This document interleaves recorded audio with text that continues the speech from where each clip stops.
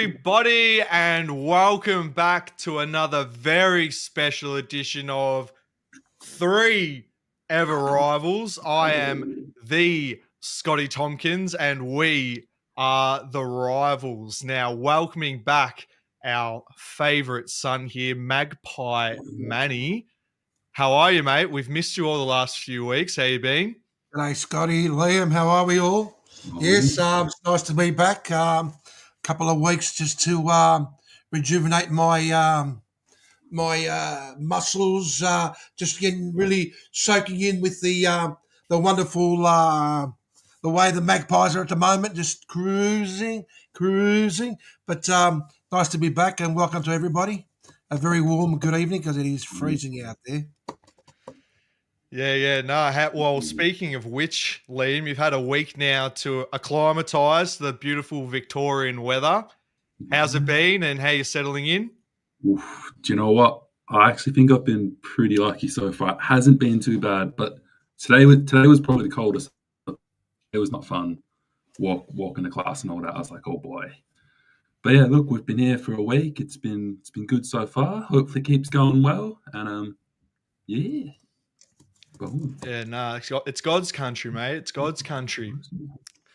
Now, I'd like to remind everybody that TJP and Fourever Rivals is proudly sponsored by the Sporting Globe Northlands. Please, everybody, anytime you want to go to a game and watch it from the comfort of a bar and have a meal, please go to Sporting Globe Northlands. Cutlery not required. We also have our TJP catch-ups there at every interstate game. There's just one left for the year against Freo for Carlton, unfortunately, but it's going to be a great send-off for the Sporting Globe, I think. So we want as many people there as possible, please. Expressions of interest in the description below. And also coming up at the end of August, we have our TJP live show. Trybooking.com into the description. We need as many people there as possible. There's going to be hundreds already, but please bring as many people as you want. There'll be beautiful food, fantastic entertainment. All of us are going to be there. Manny, he's previewed some of the things he wants to do on stage, but we'll have to get the boss to approve that first. But we do have Brad Pearce of 90s Carlton fame, as well as another unannounced guest making an appearance, which we're looking forward to. And let's see who's in here. All of our favourites. We got, please, an up-and-coming, our rising star, may I say, Bo Check is in the house. Lou Foligno, Bitrenz. I haven't seen you before, bro, but welcome to the show. If anybody's new to the show, please like, subscribe, share with your family, and say hello in the chat. We always love new faces here. We've got Peter V. Bluebagger, our favourite. Ronnie, what kind of name is that? Only Carlton, goated. And who else have we got, mate? Our other favourite son, Seba. Mate, this guy. Manny, I don't know. I know you watch every show on the channel, but how have you liked Seba's work joining as permanent co-host on Blue Sunday? Yeah, no, he's very, very talented. He definitely knows how to express his emotions, especially when Carlton are sort of they're sinking, and they're at the moment. They're drowning. All right. Yep. We love Seba, Manny. Love. Yeah, Seba. I was going to say that he's doing really well under these tough circumstances. Definitely, yep. We can't. Okay. Can't knock back. We've got mixed guitars here.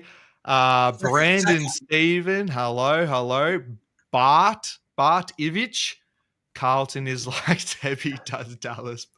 All right, Carlton Blazing Blues. We love you, mate. George Achilaris. Christian, mate. How am I? I'm flying, mate. I've had a great week. Spent like the last month trying to get a new job, and I finally locked it down the other day, which I'm very happy about. I don't know last time you guys tried to get a job, but geez Louise, it's a stressful situation. I enjoyed the freedom of being self-employed for about 18 months now. And That's a grueling process these wage slaves have to go through just to make a crumb. Anyway, please, Jacob Cobb, thank you. Please, everybody, say hello to each other in the chat. We want everyone to be friends here, even the Greek Collingwood supporters. We love you all. And shall we get into it, fellas? Let's do it. Boom. All right.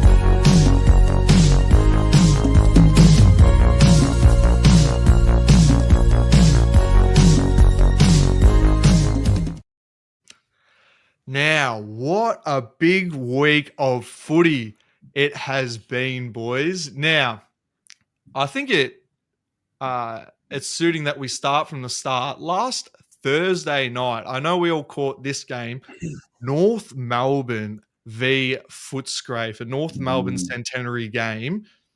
To open up this game, we had one of the most legendary rev-up speeches from one of the most legendary coaches of all time. And to hello, mum. Oh, whoops. Everyone say hello to my mum. And to jog everybody's memory, I just wanted to play this speech and let me know if it doesn't stir you, man. I want to see you get up and about after this one. Let's have a look, who played for him were able to get up off the canvas and come to fight again. And those boys that ran out in 75, they were never beaten. They were hard, they were tough, they were strong. You've got to take a page out of their book. No one intimidated us. We had a mantra, war without weapons. Everyone who ran out put his body on the line. I want to see you blokes do that tonight. I had a look at Hawthorn last week, and I can tell you what, a lot of you blokes have got a bit to answer for.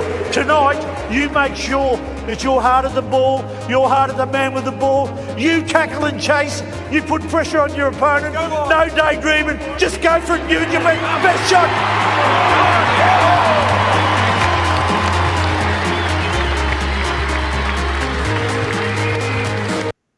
North Melbourne. Now, after that one, Manny, I want you to join me in a big one of these because I can't help it. I need a big kanga. I ain't gonna happen that, mate. I ain't gonna kanga, mate. You're talking about miles and miles of what was and what is, and and I can tell you right now, an inspirational speech, great coach. Premiership coach, but I can tell you right now, a lot of young boys, they're probably sitting there getting that feeling, but you know what? It's not the same thing, mate. Just Carey alone is, that's what every team needs, a Carey, someone that can get in there and can stir the pot. But you know what? It was nice for me because I was, in my mid-20s when I was watching that speech the first time, and it's absolute. It's an inspirational speech, but unfortunately, the Kanga, Scotty, if that's going to keep you happy. But I can tell you now, mate, it's what's for me really disappointing was that it was their centenary, right, and yet the crowds. I mean, can you believe that they had all of the second shut? So they try to get everybody on the first level, and that for a centenary anniversary game. I mean, where did the AFL go wrong? Seriously, where did they go wrong? We all know the North Melbourne faithful are committed. They're a small but very committed group. All right, we can't, us from the Big Four can't exactly punch down on the small tackers. But yes, that was pathetic, honestly, for a centenary game, and to have all your premiership stars there, as few of them as there are. They really should have come out, and they did. I mean, they could have taken a leaf from Essendon and Carlton's books and at least offered half-price tickets, but when I was watching that speech, Manny, I was looking at Pagan and I was like, man, I wish this bloke coached Carlton. Imagine where the Blues would have been if this guy had a crack as senior coach for us. That would have been amazing. Like, imagine the possibilities. Yeah, but the reason why I brought that up, It is. Look, you look at a lot of coaches over the years that have, like Carlton had a great coach by the name of Parkins. Was that right? Yep. Right. Yep. And, David Park. and I remember he came to my high school when I was in year 7, and I can tell you what, it was the way he spoke to us and the way he, you could tell that this bloke had direction, and you knew that everything that he was saying, it was inspiring, and thus, Carlton being the club that it was and the club that it still is in terms of the history. I know at the moment they're struggling with on the field, but it's things like that. Which you're right, Scott. That's gone. It doesn't seem to happen these days. It doesn't happen. It's you don't see it anymore. Well, you almost had to be like a bit of a wordsmith yourself to be a senior coach. It was just that you had to be able to stir the loins of your playing group, which I think it seemed to work with Carey when Pagan was running him. But but it seemed to have an effect on North Melbourne for the first half of the game. And the reason why I brought it up is that when he talked about war without weapons, going through the man on the ball and just committing yourself and fighting, this last week of footy, and got to be honest with you, I thought it was going to be shocking because it was top 9 v bottom 9.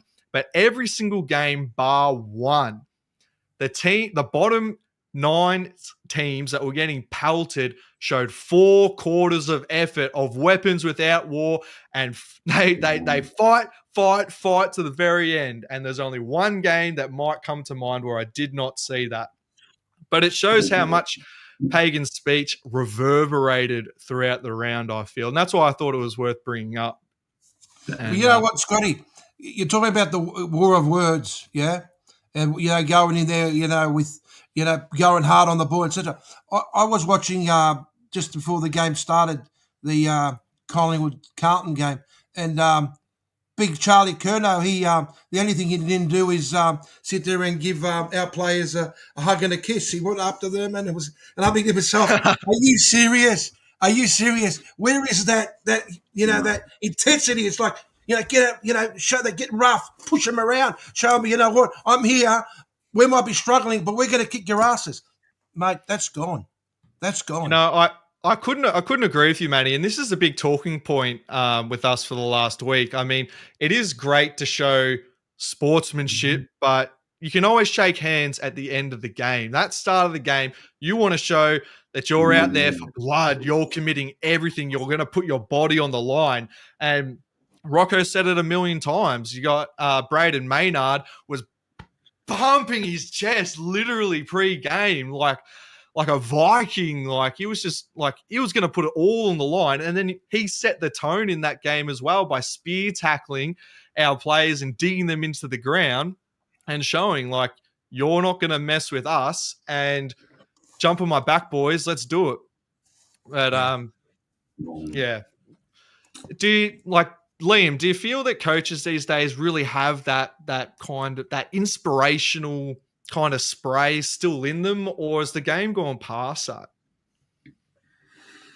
I think it just depends. It's if you use it right, if it's at the right time and place. Clearly, that was the right time to do it. I thought it was a brilliant speech. I know we all thought it was really good.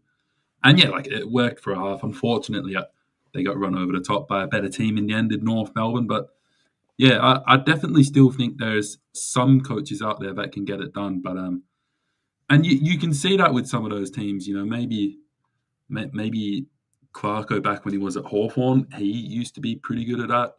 I feel like our old coach Dimmer, he could definitely do it pretty well when we needed to. He's I think the biggest thing for it is timing. When do you need to give this big inspirational speech? When do you need to give him a good spray? Be like, hey, like pull your head in, guys. We need to do better. Timing's the most important thing. But yeah, 100%. Yeah, coaches still have that ability. It's just using it effectively. Yeah, absolutely. I mean, even sometimes when I go down to the local Nilmadanum Rezzies game, And the coach at 3/4 time, they're 100 points down, but he's still trying to give his all to inspire these boys to at least lose by 90 instead of 100. But that's part of the job of being a coach, I suppose. But going on to really the main topic of discussion with this North Melbourne game is, and you pointed out, Manny, was the Tristan Sherry situation where the man was clearly knocked out, concussed, dazed, whatever. And when you watch the footage, it was bone chilling. Like the guy fell down dead with I think there might have been one graze to his head, but that's after 2 serious head knocks in a previous contest. And the bloke was just able to play out until about 15 minutes left in the 4th quarter. Now, we've had previous incidences like this throughout the season. The AFL stepped in. They've even brought in their own doctors that are able to stop the game and drag these players off the field. But continuously, this hasn't happened, man. And like, what's even the point if they can't? Like, you saw it, Manny. What are your thoughts? Well, first of all, what really frustrates me is North Melbourne has said that he's back. He's playing this week. Now, unless I'm getting this wrong, wasn't there something by the AFL where they had sort of mandatory stand downs where it would be a minimum of a week or 12 days or 2 weeks, something by the time they can make sure that it's all good. But all of a sudden, you're getting that happening, and it becomes a huge conflict of interest. At the moment you've got the umpires; they're getting it wrong completely. I mean, everybody saw it, so why not just stop the game? It looked like they were going to stop the game, then they didn't stop the game, and it just, to me, it's just that inconsistency at the moment. It's like umpires have got no balls. I don't know. Maybe we need to find out who sells them, where do they grow them. Maybe they can buy them. Maybe they can attach them. I don't understand. It's like, mate, grow some fucking balls, make a decision. The player's falling down, stop the game, get him off there. Yeah? But then, you're talking, because when I first saw it, I thought to myself, fuck, that looks pretty bad. But then I find out apparently he's playing this week. So then I think to myself, what's going on there, right? So, these doctors, are they, as you mentioned, are they AFL doctors who are going in there and they're making the decision? Are they doctors that are basically, company doctors? Is there a conflict of interest? Do we need these players back? I just don't understand at the moment. It's frustrating. Yeah. I'll just pause you there, Manny, and come back. I just want to address something because I forgot. Marco, he's just he's taking some personal leave. Just a message to Marco. We love you all. We hope to see you back as soon as possible. Everybody, please give as much love to Mark in the chat as possible, because this show isn't the same without him, and we hope he's able to make it back as soon as possible. But yes, we love Mark. Sorry, I forgot to say that at the start. But don't worry, we've definitely got the Essendon content covered for tonight. But yeah, as you're saying, Manny, like, the issue is, well, the reason why he's cleared to play this week is because he passed the HIA assessment on the night, but he wasn't assessed until about 10, 15 minutes after his fall, concussion, dazing, whenever that happened. That 10 to 15 minute time period is plenty of time to be able to recover enough to pass an HIA. Surely there's tests that can happen after the fact, but you can really only make those determinations within a certain amount of time, and then be cleared for it afterwards, which is why when you do go down for a test, you're off for a minimum of 20 minutes. It just stinks, the whole thing, because we say that when I say it's more, the AFL says they care so much about protecting the head and protecting players, but they clearly can't protect them against themselves. And we've seen pretty egregious occasions in previous weeks, particularly in the West Coast game the previous week before.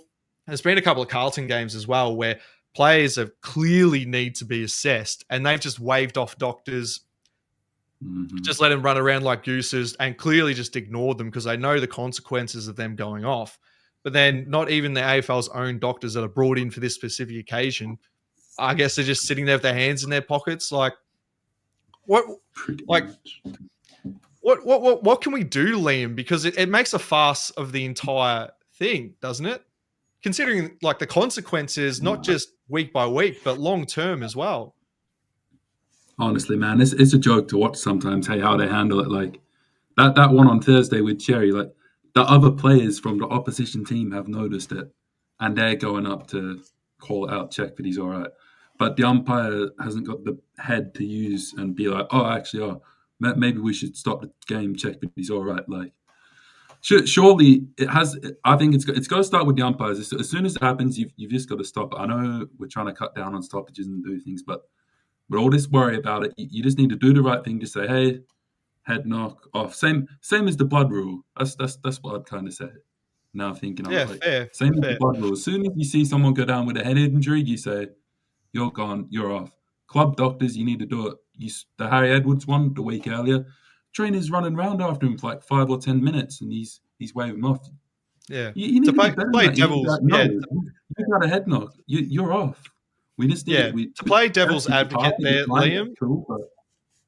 To play devil's advocate there, I think some people wouldn't be happy if, like, specifically the umpire was in charge of that decision, because they might misinterpret a head knock or some type of bump, and then now a potentially influential player is removed from the game for 20 minutes. But that's really that's the strongest counter argument I could just think of off the top of my head. But I do get that. I mean, yeah. I mean, if you think about Sherry, like if you take him off, he's a key player for North Melbourne. That's going to hurt. But if you can see that he's struggling and you've seen what's happened at that point of the game, it was in the fourth quarter too, and North Melbourne were out of it by like straight after half time. I mean, and Sherry is probably their most valuable asset. I mean, yeah, but we've like Carlton are guilty of it. I think it was either the Port Adelaide or North Melbourne game at the end of last year. Harry Mackay went down and he was clearly dazed. Like he had stars going around his head and he like couldn't even stand straight. He plays out the game and then is laid out with illness the following week. That's what I mean. We'll have to check teams tomorrow night, but apparently Sherry's good to play this week, but we will see.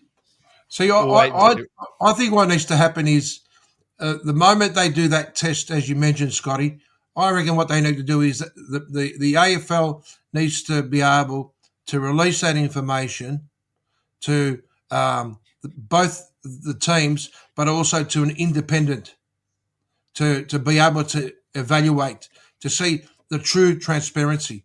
Because a lot of times, I think to myself, they make a mistake, and in order to cover their mistakes, they're thinking, you know what, he does a test and he's gone through. You know what? Who says that he's passed the test? Obviously, that's doctors that are involved with the team. Because if it's a company doctor, I can tell you right now, he wants the best interest of the team overall. So if it means that, you know what, he's at 80%, we'll still put him on. And this is where you should have an independent board that basically their role is they've got nothing to do in terms of the clubs paying them, because you've got to remember something, company doctors are getting paid, yeah? So they've got to have that. They're going to also always have that in their mind. How do we respond? We've got to do the right thing. Do we, it's a 50-50 situation. You know what? No, it should be fine. You should never, I don't trust club doctors, forget it. But an independent board, they assess it and they can turn and say, you know what? Yep, we can agree with that, and off you go. And I mean, North Melbourne at the moment, what are they? Are they competing for the top 8? No, they're just basically a team that's slowly on the improve. And sure, he's one of their best players, but how do you got to think about it? Duty of care. It's a very important thing. Very important thing. Yeah. Well, allegedly, that's. I guess they have set that up already, Manny. They do have AFL doctors that are there and can allegedly force a stop and take a player off, but we haven't really seen it at all. But then, like in our game, Manny, play was stopped for Nick Dacos because he fell on his bum and he had a sore bottom, and they stopped play. They stopped it on Friday too, man. I was like, are you joking? And you got to remember something, right? And this is something that maybe you two may not be able to relate, not in the sense that you got no knowledge of the game, but we go back 20 years ago, You guys were, I mean, I'm giving you as a compliment because I reckon you would have been in your early teens. Could be fair to say that. But I'm not trying to. What I'm saying is the game has changed a lot. 20 years ago, 25 years ago, it was a rough game. Yeah, it was a tough game. And if something like that happened, I can tell you right now, the culture was that the supporters screaming out saying, "Tough it out." Get up. Shake it off. That was the attitude that used to happen, and that's the way it used to be. You'd shake it off. You'd see a player. He's dragging his legs. Things have changed now. Because we know that there's been a lot of issues with a lot of litigation. There's been a lot of legal pressure. You know what I mean? So all that, when you add it all up, it's not like it was. It's like when they used to promote 30, 40 years ago. What's the best thing you can do? Cigarette smoke. And then now all of a sudden, what are they saying? Yeah. So smoke and quit smoking. Things are evolving.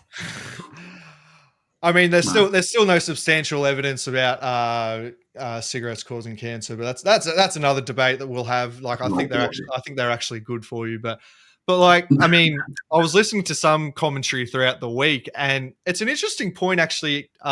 Jonathan Brown, his legendary mark, he was concussed when he took that mark and played on the rest of the game, and people were saying that's what ruined his career, being made to play on for the rest of the game, even after taking such a spectacular mark as that. And it's pretty fair. It's a pretty fair comment, I'd say. But they need to get serious about this. And I don't think too many people will be complaining if there's a clearly concussed or a player that clearly needs to be assessed out there, particularly a ruckman going in and out of these high contact stoppages and contests throughout the game. Like, yeah. Seriously. Yeah. Any final thoughts, Liam?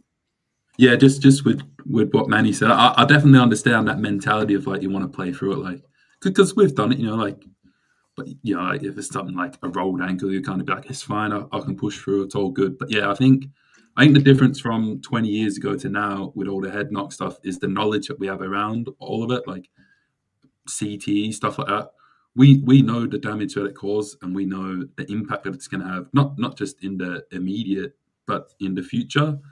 And I think that's why we're starting to see the shift in it, is because now that we've got the knowledge, same thing with the smoking as well. Like, we've got the knowledge, we know what's happening, so we're just acting a bit better. I reckon that's sort of what's changed the attitude towards why it's now such a big talking point that it is. Yeah. Well said. Yep. Now, moving on throughout the week, we also had AFL, man. Like they come up with some wacky ideas, and one of the latest ones is this mid-season tournament proposed by the AFL. The AFL is exploring the introduction of an NBA-style mid-season tournament, potentially featuring a $5 million prize and a finals berth. You across this story, Manny? Yeah, look, I did read a bit about it, and I'm completely against it.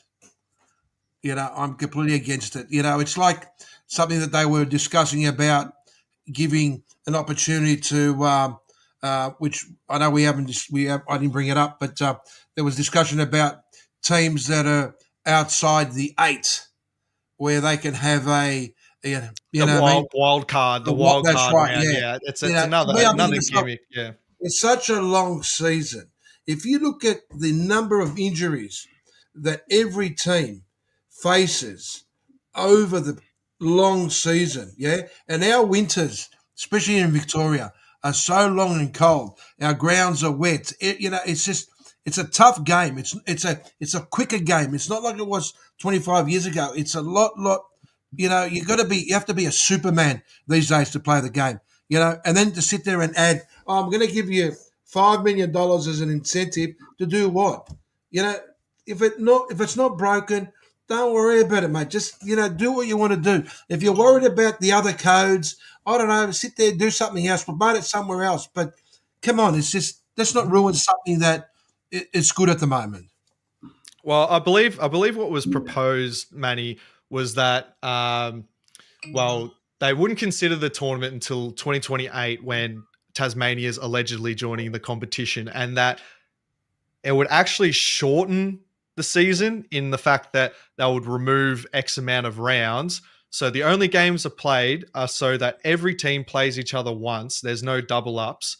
And then this tournament is dispersed throughout the season. So there aren't any double up games throughout the home and away.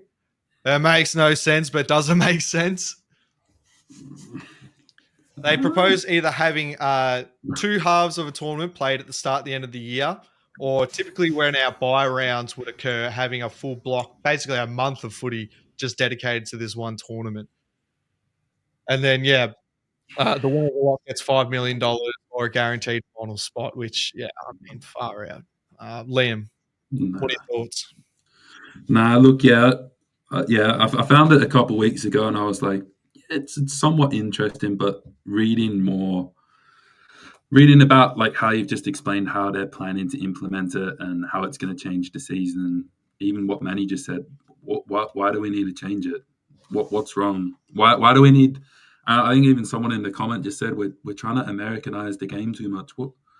Even over there, I mean, I've got the quote up here. I just found it again, but it was Paul Roos saying that like the NBA ratings. So NBA have got the in-season tournament. It's plummeted their ratings. It's destroyed their league by doing dumb stuff like that. He says, I don't understand why the Australian sports administrators are fixated with American sport.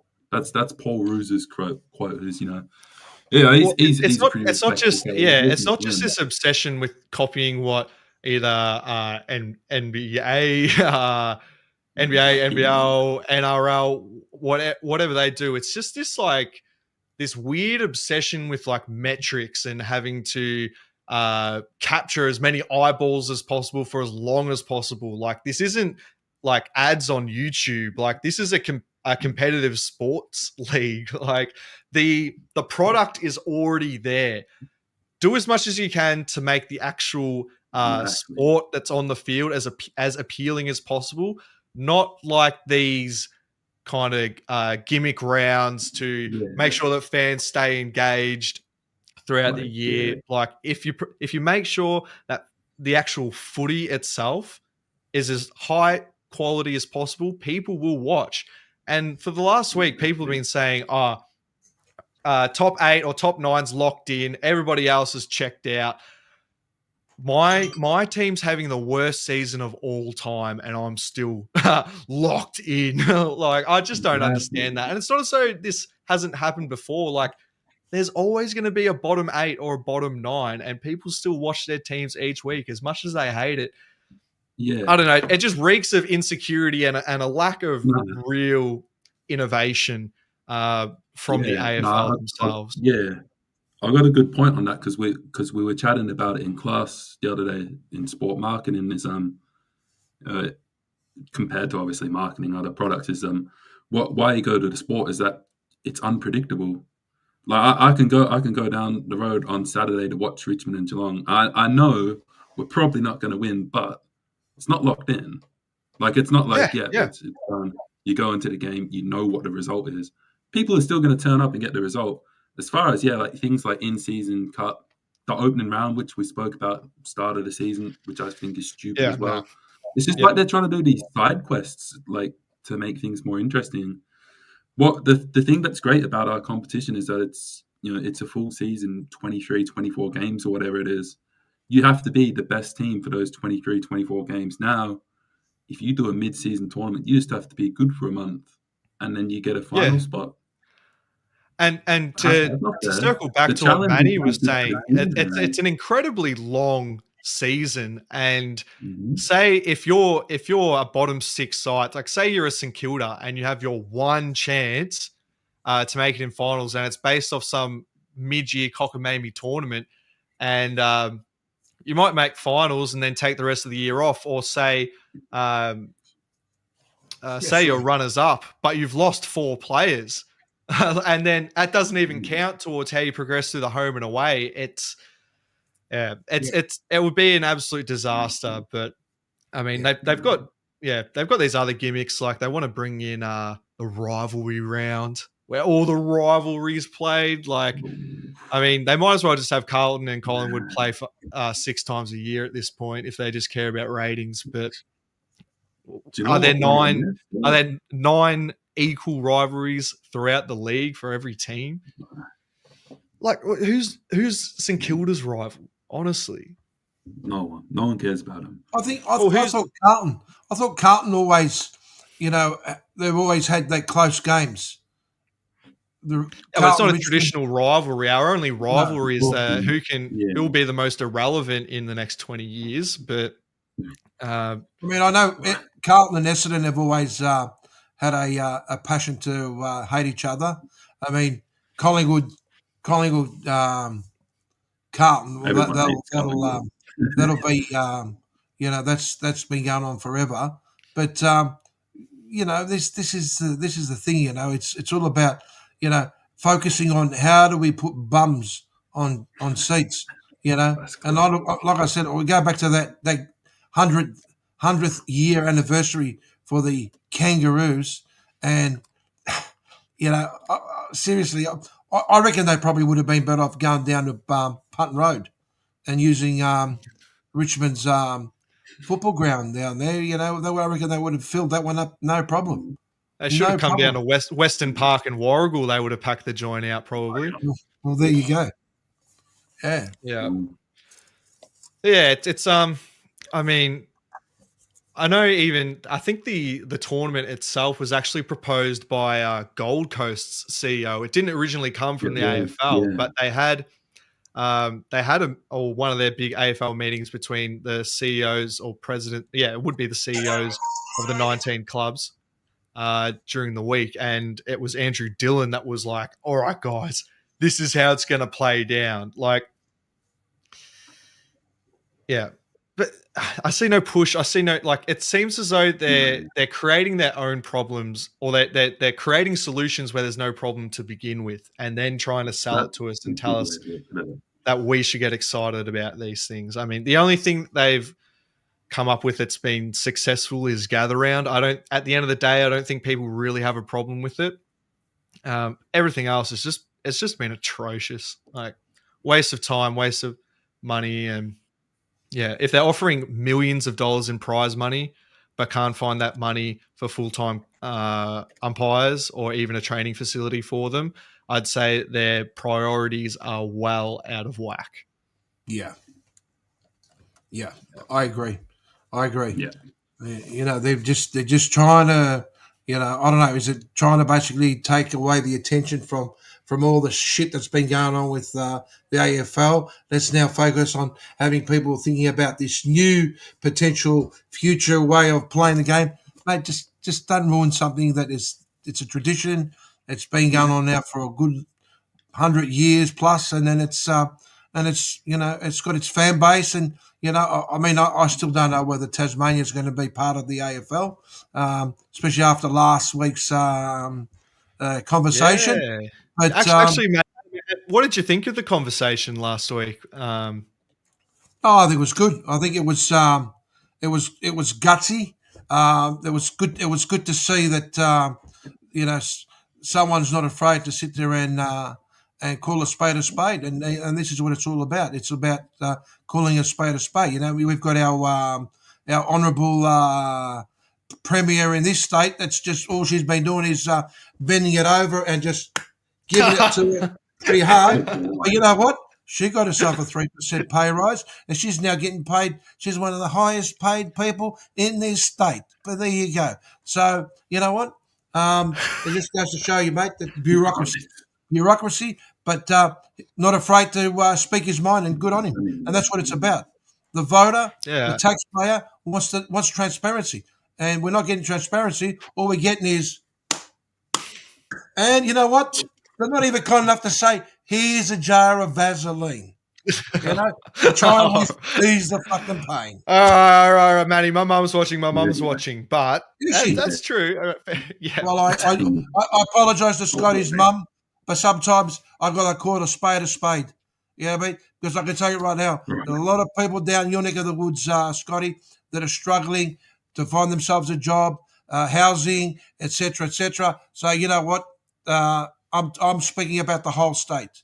So I feel like maybe a politics with Manny, like a fireside chat segment coming up soon. Like you're well informed, Manny, and you're passionate about these topics. But I think we might get the channel taken down if we went too far down that rabbit hole.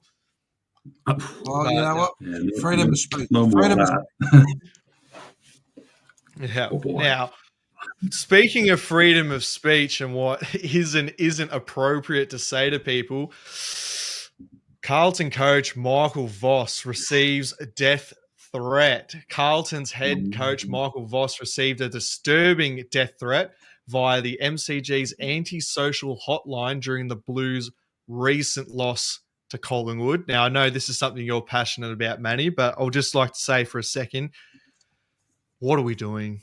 Like this, like obviously this isn't the sharpest tool in the shed. This bloke's used his own mobile phone to text an anti-social hotline. A death threat to a person who is as far removed from the MCG staff and administration as possible. But you're an idiot, mate. Like, and you make everyone else look like fools. You just can't be doing this, bro. It's very disappointing, and it paints everybody in a bad light now, because those of us, you know, that are a bit critical of Michael, I've already seen it today. It said, this is what happens when you go this hard against a coach. We got to stand with Voss. Please don't group me with an idiot like this, please. Death threats, any type of harm, even like talking about a professional coach, even outside of their professional position, like it's just out of bounds. Stay off it. And that's just my personal thoughts, Manny. No, I agree, Scotty. It's unacceptable. It's you know, and you know, we talk about, and we've been talking about it on the show for a number of years now about, you know, I always sit there and, you know, one of my famous quotes that really stirs Rocco, and he's ready to grab a baseball bat and smack me over the head. And I always say, it's only a game. But unfortunately, you know, there's a lot of people out there that are very passionate. You know, there's a lot of fanaticals out there. And, you know, I can understand, you know, you love your club and you want to see your club do well. But the reality is that there's better ways to express your frustration. I mean, you know, Voss is a gentleman. And, you know, and today to face the media and the way he spoke, he spoke like, as far as I'm concerned, he spoke like a true champion. Yeah. And I think everyone who's got a little bit of common sense is saying this is not acceptable. It should not be tolerated. And I hope that, you know, this bloke is caught, or female, whoever they may be. And, you know, they need to make sure that, because, I mean, you've got to think about also the safety of this poor bloke and his family. Yeah. So that's the other thing. And it's not on. What do you reckon, Liam? Yeah, look, like you said, at the end of the game, at the end of the day, it is just a game. Look, there's certain lines that you don't cross. You know, that's definitely one of them. We absolutely do not want to be hearing about sort of those sort of things towards anyone anywhere. To be honest, it's just not acceptable. It's stupid. It's dumb. It's just not the right way. I understand. You know, we get upset, we get frustrated, but I mean, to call someone out like that, to do something like that, so. And like you said, I mean, you got to think about the impact that has on him. I mean, like, he's going to read, like, not that he's going to read that, but his family, what are they going to think? His safety, you know, the club's going to see that. You know, it's there's so much wrong about it. It's really hard to put it into words, to be honest. But but bottom line is, like I said, it's dumb. It shouldn't happen, and we do not condone it at all. And and the worst.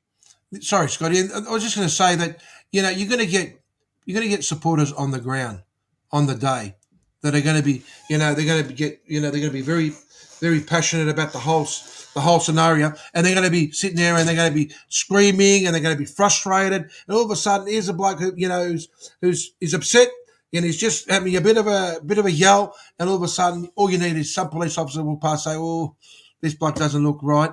And all of a sudden, it's you're going to change the way people are going to be able to support their teams, the way they're going to be able to express themselves over, a minority who they think that all of a sudden this is the solution. All right, so now he's threatened Voss.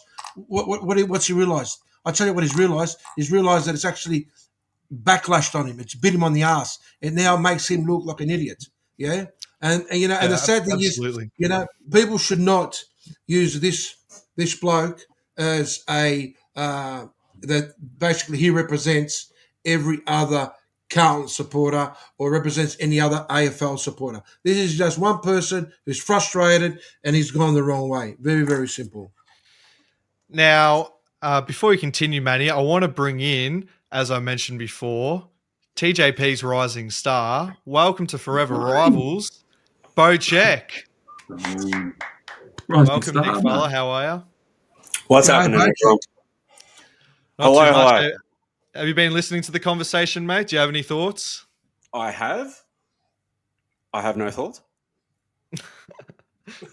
All right. No, Can we check your text messages from the sent from about what is it? What is it? yeah. What's the beanie say on it? What's the beanie? Oh, Triple M. Yeah. Oh, okay. Hey, Wow. I'm not I'm absolutely not affiliated with them whatsoever. But if you want one, go to Uncle Rico. Right. I don't gatekeep merchandise. You know what I mean? I see. Now, Bocek, as Manny knows now, you're a passionate Blue supporter. At this point, do you feel a bit sorry for Voss and everything that's been spun around him, whether it's between our circles, the media, or just his situation in general especially the last month? Okay. For starters, let me say, anyone that's sending death threats and we're going to do this and we're going to do that, I don't know if they're actually death threats or whatever they were, but you can kind of make an assumption, right? Whatever those threats are, there's no room for that. At the end of the day, yeah, you can feel a certain way about the club and you can be incredibly passionate and whatever else, but it doesn't need to come down to that. This isn't gangland warfare and stuff like that, right? It's a footy club, right? So 100% against all of that. However, the question was, do I feel sorry for him in terms of what's going on at the club or with that? Well, basically what Meatwagon said here, feel sorry for the man, not necessarily the coach. And that is spot on. Yeah. Because personally, Meatwagon, he's another rising star. We love Meatwagons here at Forever Rivals. I think. Sorry, Liam, go on. No, all good. You go. I was just going to say that's the best way to put it. As a coach, I don't feel sorry for. I'm Voss out, right? But it's not just Voss out. It's Voss out with about 15 other people, right? It doesn't all fall on him. But in terms of the man, I don't think it's not like he doesn't want us to succeed. He's not there to sabotage the club, right? So I feel sorry that maybe in a sense that, he really does care. He wants to see success. It's just not working. And unfortunately, it is going to fall on his back. And the only thing I hope for is that it's going to fall on other people's backs that we continue to mention for the last how many years, right? Not months, not weeks, years. And they're the ones that cop it as well at the end of the day. I mean, we're going to end up... That's the main point. That's the main point of the great Vince Lochesano. The head coach at Carlton is always a scapegoat, and it's never really those that are responsible that are made accountable.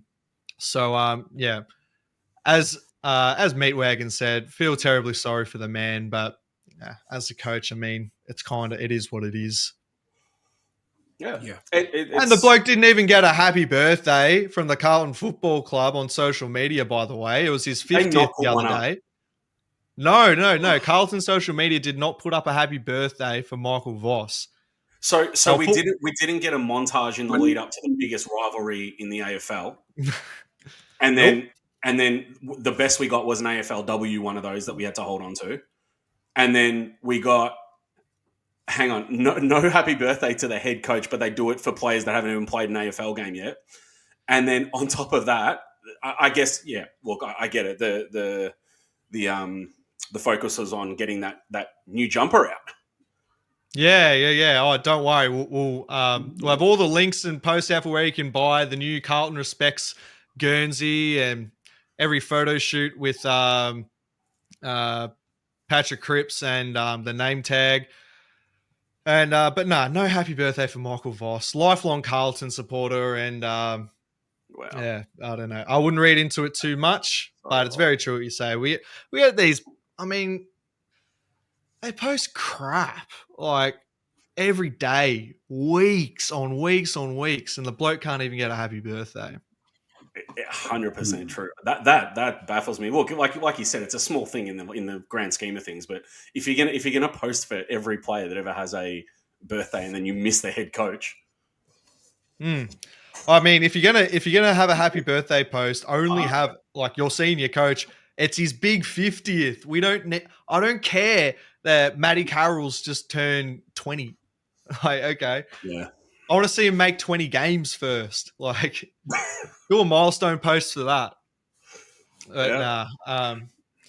yeah. What's your scope of the situation, Manny and Liam? Like, have we as a fan base, or is it more the media that's created this very toxic kind of vibe around Voss? Well, I was going to say, just on the stuff with not posting for his birthday, if they're dealing with the stuff that we're just back, maybe they're just trying to keep it out in the media as much as they can, just sort of not really draw any unnecessary attention, because unfortunately social media can be a pretty shit place sometimes, and there's always going to be some dickheads who think they're better than us and say some pretty stupid things out there. So maybe that's why. As far as, is it the fans, is it the media? It's maybe a bit of a both. I feel like the media is always going to try spin its own story and make it seem a certain way, how they want to do it. Obviously, the fans somewhat play a part. I mean, clearly the person that we've just spoken about is on a different level, and we definitely do not want that. But yeah, look, but I mean, like, we see guys here. We're all fans. We get upset. That's what happens when your team's struggling. So yeah, of course, it's kind of going to have a negative impact when, as a club, when your fans are looking in and being like, "You guys suck. What are you doing?" They're probably going to be like, "Hey, this isn't really good. We need to be doing better." So yeah, definitely a bit of both for me. As to why now, Manny, your mate Ronnie here has said this is all on Carlton. You treat your coaches, and I'm not going to say that word because this is a family-friendly show and we don't use that language here. But you see what he says, Manny. Do you agree with that? Do you think that Carlton have a bad habit with their coaches or a poor way of treating them? Oh, look, I think over the last 10 years, if we were going to use that there as an example, it'd be fair to say that there is a problem there. Coaches are getting mistreated. But then again, it's this is. I think people don't realise that this is an expectation that is coming from one of the biggest clubs in the AFL. Yeah, and at the end of the day, the moment you decide that you want to take on that responsibility to be a coach, now, yeah, all right, happy birthday to Voss, and he's doing the best he can, and with what players he has. But when you've got a big club like Carlton, there's an expectation there. Now, let's not forget, this year will be 30 years of no glory. So, they're thirsty. They're thirsty for something. So they have the right. They have the right to say, you know what, you've come on board, you're not performing. Actually, you know what, things are looking pretty shit at the moment. Fuck off. Simple as that. Okay. It's, there's a lot of money there. There's an expectation. Now, Voss is going to be what? This is his 5th year? This is his 4th year, and he's contracted to the end of 26. All right. Well, you know what? I think Voss deserves one more year. I think Carlton at the moment have done the right thing with Voss. Last year, Carlton did. They played in the final. Yeah. at the start of this season, if you were a betting man and you would, I mean, okay, I understand at the end of the day, you guys lost from the premiers, but if you were talking to me at the start of the year, where would Carlton be this year? I could tell you now, 90% of the supporters would have said we should be at least top 4. Yeah, hasn't happened. Unfortunately, players, whether it's on the field, it's off the field, whether it's the coach, whether it's the board. I mean, I think everyone needs to be pulled up, and everyone needs to, say, you know what, let's start fresh. Let's move forward. But over the last, to answer that question, and I'm sorry, I know I like to beat around the bush, but I think over the last 8-9 years, coaches have been treated. But that's the way it goes. That's the expectation. So, well, you make one point, Manny. You did say like basically if things aren't working, then why stick with the bloke? But then also technically Voss has had the most successful campaign of any senior coach in a long time. Technically, we don't know that.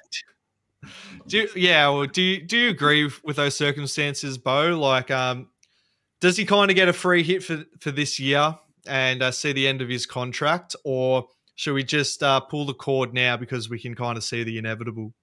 Voss out. Voss out. It's as simple as that. For me, I'm not saying that he's, like I say, I'm not saying he's the only one that's to blame, but I was never Voss in from the start.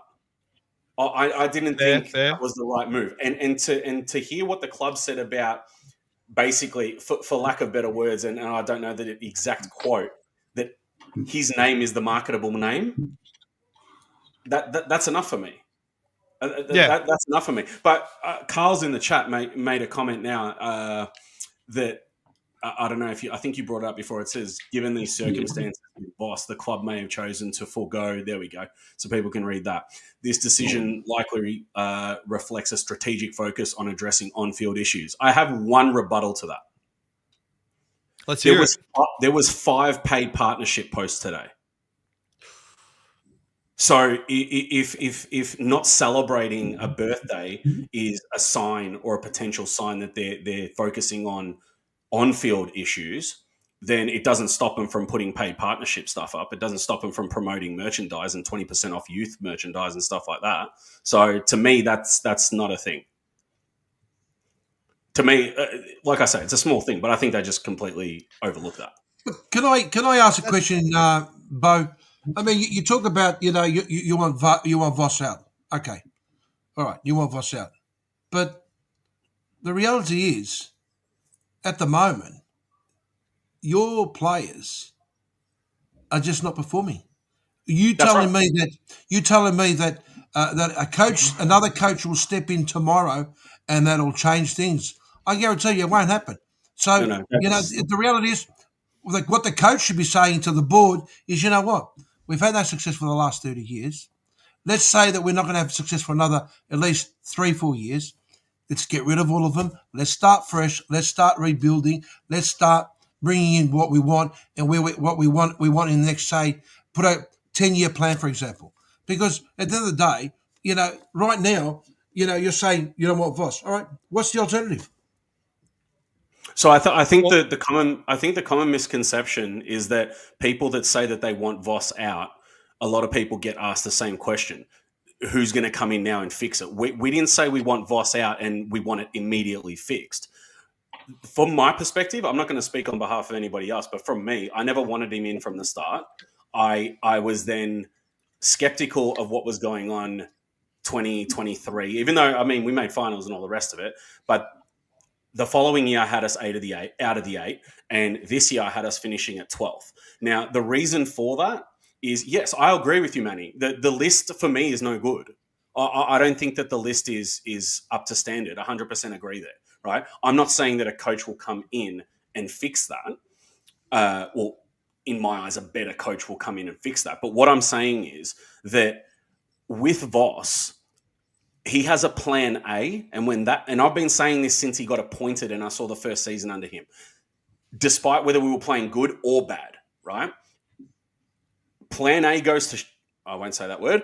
Plan A goes into the dumpster, and there's no plan B and there's no plan C. In-game management from Voss is terrible. Now, I know that falls on the assistants as well, okay? But if he was the man for the job and he had that footy nous in-game to be able to realise that plan A is not working and resort to plan B or plan C or D for that matter, then I would sit there and go, you know what? I've seen him try to counter other teams, but it's not working.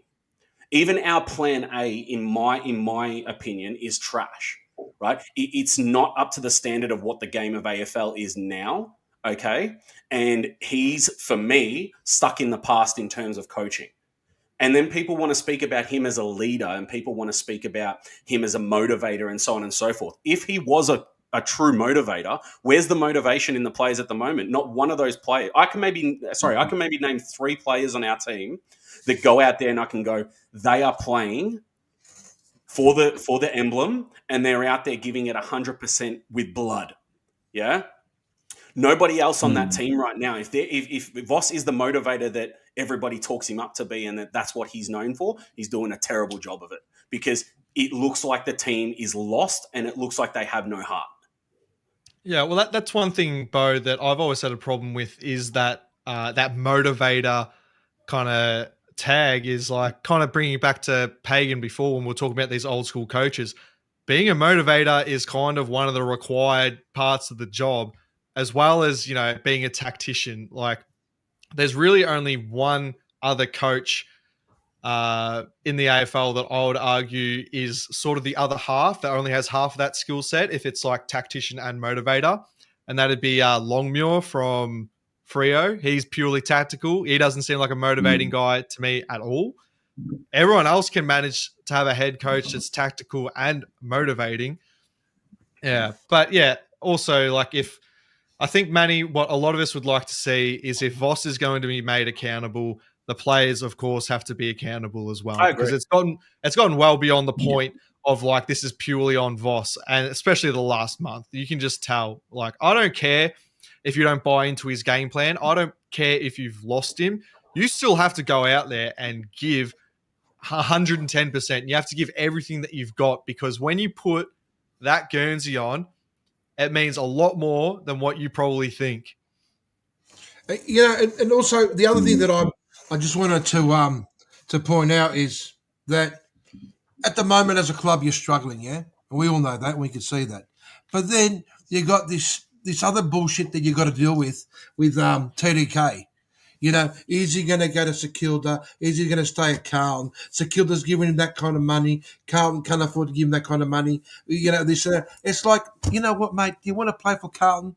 Do you want to? Yes or no? You don't want to. All right. You want the money? Fuck off. Take the money. But you know, at the moment, it's bad enough that the club is struggling on the field, and all of a sudden you've got that. Right now, you're contracted to the team. So therefore, put that aside. Every week, I don't know. I mean, every week I've got to listen to the media. TDK. Who gives a shit, mate? Do your job. Right now, you're contracted to Carlton. Do your job. Very simple. Then once the scene's over, move on.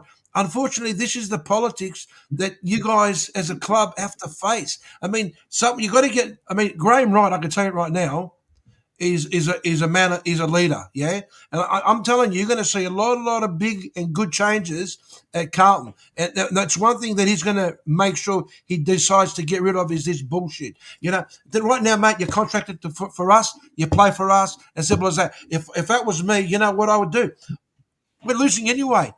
Put him on the bench. That's what I would do. You want to be a superstar? Put him on the bench for 3, 4, 5 games. That'll give you a lesson. Why? You know why? Because right now the attention is on you. Too much attention on you.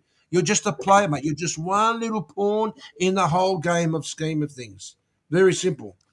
I very much appreciate the words, Manny. That I can agree with you to a point. If you want to get really into the thick of it, I mean, you'd love to be able to just drop these players to teach them a lesson, but unfortunately that's just not how it works anymore, especially if another team has allegedly got this Godfather offer. If you're now putting him on ice, like the value of that player and also in the eyes of the AFL in regards to a compensation pick will just plummet.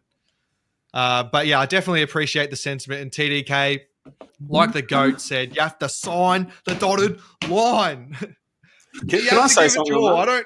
I don't care if you're checked out. You have to, even if we offer you $600K, I want a $1.7 million effort every week, regardless. Can I jump in on the TDK thing real quick? Absolutely. This is how I think personally, and I'm not going to affect anybody's way of thinking, but this is how I think it should be looked at. If TDK goes, nobody should care. Literally, not one fan should care. And I'll tell you why. We've been waiting 30 years for another premiership. You think I won't wait a few extra years for another ruckman to come in?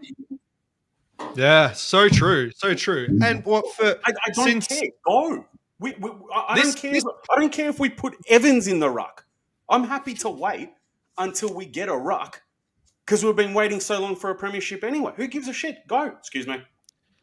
Well, in this kind of Voss period as well, Bocek, in this online Carlton space, haven't we been saying like, oh, we've been maturing as a fan base. We've been so much better than what we were before. We're nothing like that now. And everybody wants the ultimate success until a name's involved. And people were sooking it up over Owies and Kennedy. And it's like, do not fall in love with the players, fall in love with the club. That's it. Because in 20 years, it's going to be a bunch of different players. In 10 years, it's going to be a bunch of different players. Are you going to sit there crying because TDK left the club? No, you're going to keep going to games because you support Carlton. Exactly. Yeah. Well, that goes for any team. Yeah. Yeah. Well, you'd hope. Yeah. Great way of looking at it. Well, Liam's a great example. Look how many players have departed Richmond since they won the premierships. He's still there. Exactly. He's not whinging about players that left years ago. He couldn't care. Even when I started as a kid, we sucked, but you still support them. Exactly. Exactly. That's like, yeah, Liam. Like, do you feel grossed out, or do you have any reaction to seeing Daniel Rioli in the Suns kit? Does it bother you at all? I think the only guy left last year who frustrated me is Bolton. But apart from that, no, I'm happy to see Rioli doing well. Like Baker's at West Coast. He's my favourite player to watch down at West Coast now. So like, I'm stoked for him still. It's no hard feelings. Like we move on, but I mean, like you look at the players that we got in because of those players we moved on. Players come, players go, like Bo said. But yeah, I'm still going to support Richmond at the end of the day. I'm not going to be like, oh, Danny Rioli's gone to Gold Coast. I support Gold Coast now. Nah. Richmond, always. Exactly. Yeah. You back the jumper, you back the club. Absolutely. These players are temporal, but the club, is eternal. Oh, Bocek, you put a rocket up me. Thank you so much for that. Do you want to stay on for a while? Like you watch all the games, don't you?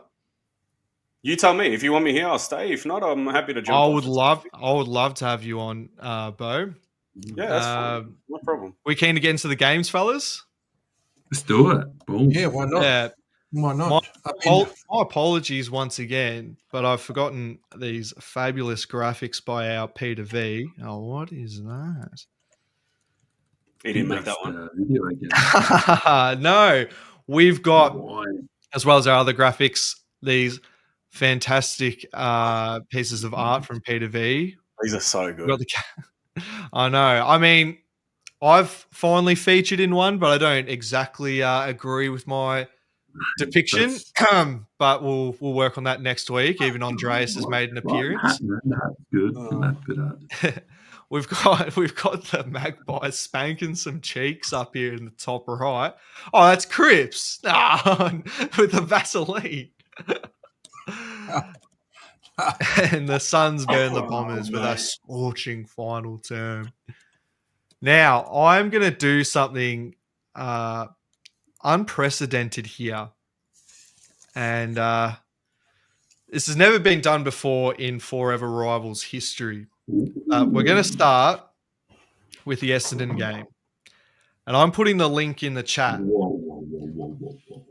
only people I want clicking this link are Essendon supporters, because we're down by Mark, I want to do his team justice.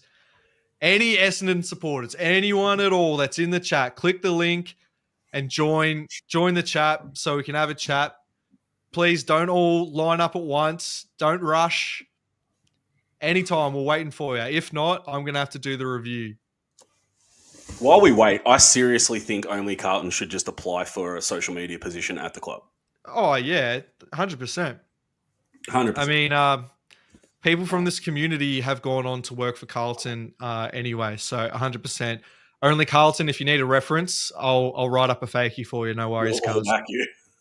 Yeah. The old chat GPT. Yeah. Now, I know I've given it a minute. No, I mean, Pinball Pete. Is Pinball Pete here at least? Any Essendon supporters? No. Otherwise, are you guys happy to cover the Essendon game without Mark? Yeah, we might as well, mate. I mean, it wasn't, there's nothing to brag about. I mean, at the moment, my prediction was that the Gold Coast Suns were going to end up outside of the 8, but at the moment they're sort of keeping their chances alive. But I think it was a boring game. And, sorry, Mark, I know that would have been nice to see your team do something, but... Manny, actually, before you get sucked into it, my neighbour Gino, he's got something for me. I'll just take 1 second to grab it. Oh, mate, Gino's everywhere, mate. Oh, boy. Here we go. That means Scotty's going to live up to... Oh, that's the afternoon. What are you? We're ready to Mick cover Foley, the or? mighty red and black, fellas. He's gone the Mick Foley. Nice. All right. Now, as a committed watcher of Fourever Rivals, I've studied Mark over the last couple of years, and I reckon I could do a pretty spot on review of an Essendon game if you guys are willing to indulge me. Yeah, go for it, mate. Go for it. Yeah. Mark, if you're watching, this is my tribute to you. Now, Essendon, 11-8-74 to the mighty Gold Coast Sun, 18-7-115. Now, I forgot, where's my pen? Anyway. So, I mean, let's just go through it, shall we? Far out, I've lost... my stats. 1 second. This is already falling apart. Yeah, that sounds a bit like Mark. Yeah. Now, it was pretty good game. I mean, like, we had Zach Merritt. We had Will Setterfield or Westerfield. We had Sam Durham. We had Archie Roberts, Isaac Kako. We had Jai Caldwell, Nate Caddy, Jordan Ripley, Ben Hobbs, Xavier Dersma, Nick Martin, Todd Goldstein. It was a good game. We had Angus Clark, Archer May, Zach Johnson, Andrew McGrath, Jaden Laverty, Lockie Blackston, Archie Perkins, Luamon Wall, Jackson Pryor. We had Jade Gresham. We had everybody on the park that we could get, and no, it was a pretty good game. The Suns. I mean, they're the AFL's. They're Nepo baby. Don't you agree? I think they're pretty well looked after by the AFL, the Suns. But yeah, that's a fair assessment. I mean, we were in it for a good 3.5 quarters. We probably should have won if it wasn't for the fact that we've got the likes of Nick Bryan, Jai Caldwell, Nick Cox, Sam Draper, Tom Edwards, Lewis Hayes, Harrison Jones, Kyle Langford, Ben Mackay, Darcy Parish, Mason Redmond, and Zach Reed unavailable. If we had all those players playing on Saturday, it would have been over and done with in the first quarter, fellas. And while we're on the topic, actually, these umpires. Now, we were leading the free kick count 23-13 at the end of the third quarter. At the end of the game, free kick count was 26-23. Now, what kind of preferential treatment is this to the Gold Coast Suns? I want an investigation. How does somebody rack up that many free kicks in the fourth quarter? It's like they don't know we're watching and they're just trying to even things up. Now, these interchanges. When can we change the interchanges? When can we fix this? Because it's ridiculous when all the players that I want on the ground are on the bench, they're unable to get back on the field until, I don't know, half an hour. Yeah. half an hour. Quarter. At the end of the second quarter, all the best players have to go off for half an hour. Why can't they stay on the ground? I can't believe it. Can we, like, seriously, can we fix this? Can we change this, boys? See this is where you need Rocco to come and be like, Mark, shut up, mate, shut up. What are you talking about, Mark? That's not how the game works, mate. What are you doing? No, now listen. Mate, you know? Well, anyway, I want to make some accusations, actually, of the Carlton Football Club, because I believe that they are tanking. Don't worry about Essendon, mate. Carlton are tanking right now. Don't worry about us. Don't worry about Essendon. Carlton are tanking, and it's ruining the sanctity and of the game. Far out. And yeah, anyway, the Bombers, we got Nate Caddy, we got Isaac Kako, kicking goals, best players in the game. And yeah, it doesn't matter. It doesn't matter that we lost, you know. I've got hope that we'll win the next 8 and make finals. Do you want to win by 4 points or lose by 100, Mark? I'd rather win by 4, and we're going to win by 4 against these pricks in the final round to take their spot away from them in finals. But yeah, that's the Essendon game. Any thoughts? Anyone actually bother watching that? That was very good. Oh man, I'm impressed, man. Oh, that was very good. I was having a laugh over here. I got halfway through reading these peons' names and realized, like, what am I? I had one of those self-realization moments where I was like, what am I doing? But Mark, yeah. I hope I did you proud, even though your team are a bunch of spuds. Let's try and not get too many injuries at training this week. All right. Sorry, guys, I might be excused for just a couple of minutes. That's fine, because we're going to move on, Liam, to Geelong versus Richmond.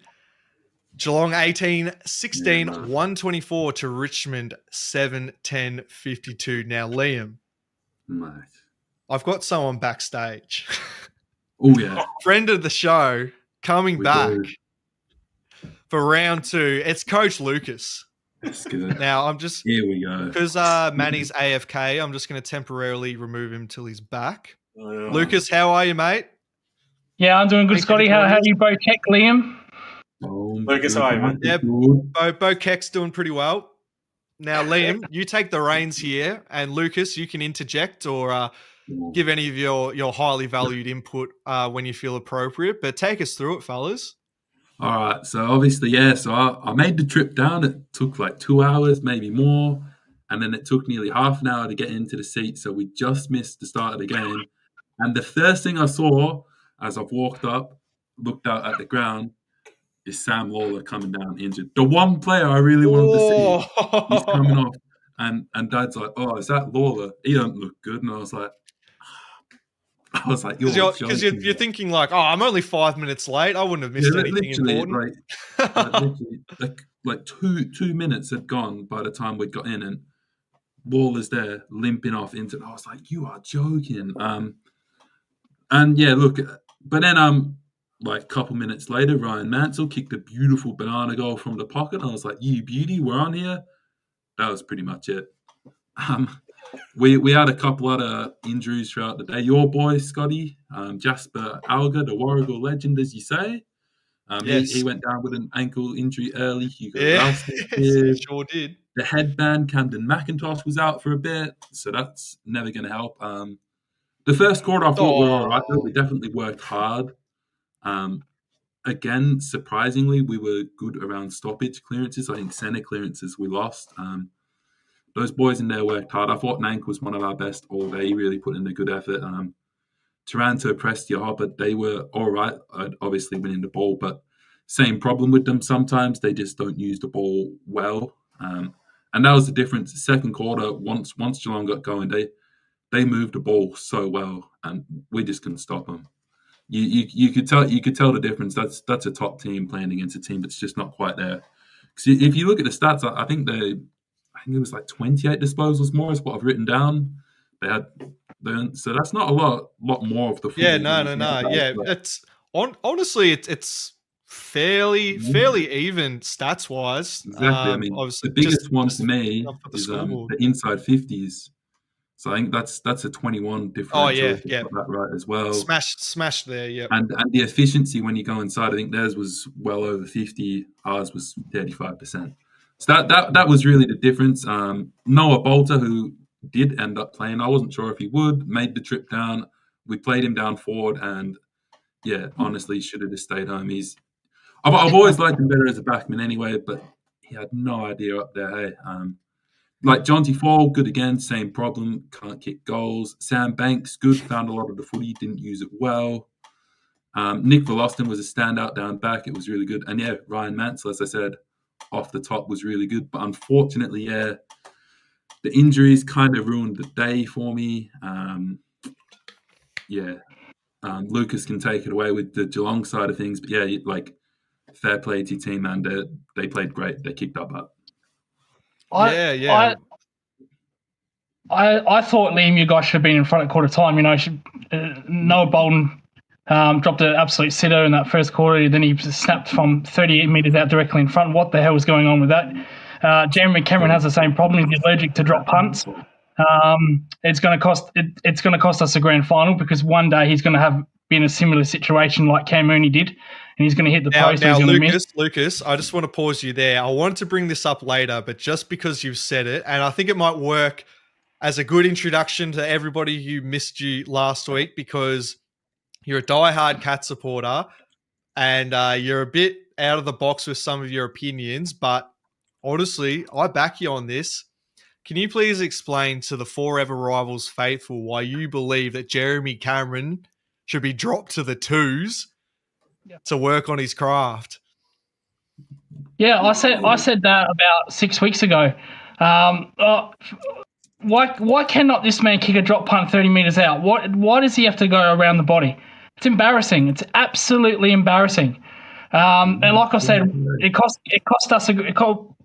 arguably cost us a grand final against Hawthorn when Cameron Mooney hit the post. It might be the same position where Jessa just can't kick drop punts on a slight angle because he's too busy kicking around the body. So I was a little bit afraid of that. I think I'm an old school guy. I'm a 90s old school guy. I think if you're in a position to kick drop punts from absolutely no distance and no angle, you should kick them. Now, I know players like to go around the body because the accuracy improves. That's all fine. But when it doesn't come off, it's embarrassing. It's absolutely embarrassing. And I don't want it to be in a position where it might cost us a grand final or anyone else. I can't help but agree with you, Lucas. I think there are serious selection integrity issues at the Geelong Football Club. Many skeletons in their closet. So, Lucas, how'd you feel? Were you shaking in your boots when you saw Noah Bolter lining up at full forward? Well, I was more worried about Tom Lynch belting someone than Noah Bolton. So that probably sums up Tom. He told that situation himself. Yeah. That probably sums up Tom Lynch's. No, look, like I said, I thought Noah Bolton was okay, but he just couldn't convert. He dropped an easy mark. Richmond should have been in front in quarter time, in my opinion. I was really poor with what happened with Geelong in that quarter time. They got lucky. And after quarter time, they just took fully control. I said last week, historically, when they play bottom sides in Geelong, they do actually do very well. They do what they're meant to do. But I was not happy with the first quarter at all. I came on here last week saying they should have won by 67, 70 points. They did that in the end. Would have liked to be more, to get more percentage. But no, I thought it was an 8 out of 10 performance, but they definitely need to play 4 quarters of football. They didn't do that against Richmond, which I'm a little bit disappointed. I just want to point this out. Sorry, Lucas. Yes, our producer backstage is saying old school from the 90s. Ha, ha, ha, ha. We're like the same age, Lucas, and you're saying that you're old school. We're like in kindergarten in the 90s, bro. The 90s were the best when it comes to AFL, and the 80s as well. Everything was more physical back then. You didn't have 100 damn rules ruining the game. You didn't have 2 idiots on the chairman dictating what should happen in season cups and all that BS. Much simple game back then in the 90s. We got simpler men and women that are idiots at the top of the AFL. Now, Lucas, how many weeks should Vlosten get for that thuggish bump on your Paddy Dangerfield, the untouchable? How many weeks is he looking at? Well, Liam, last week can't forgive Dangerfield for doing that in grand final day, despite they winning that grand final.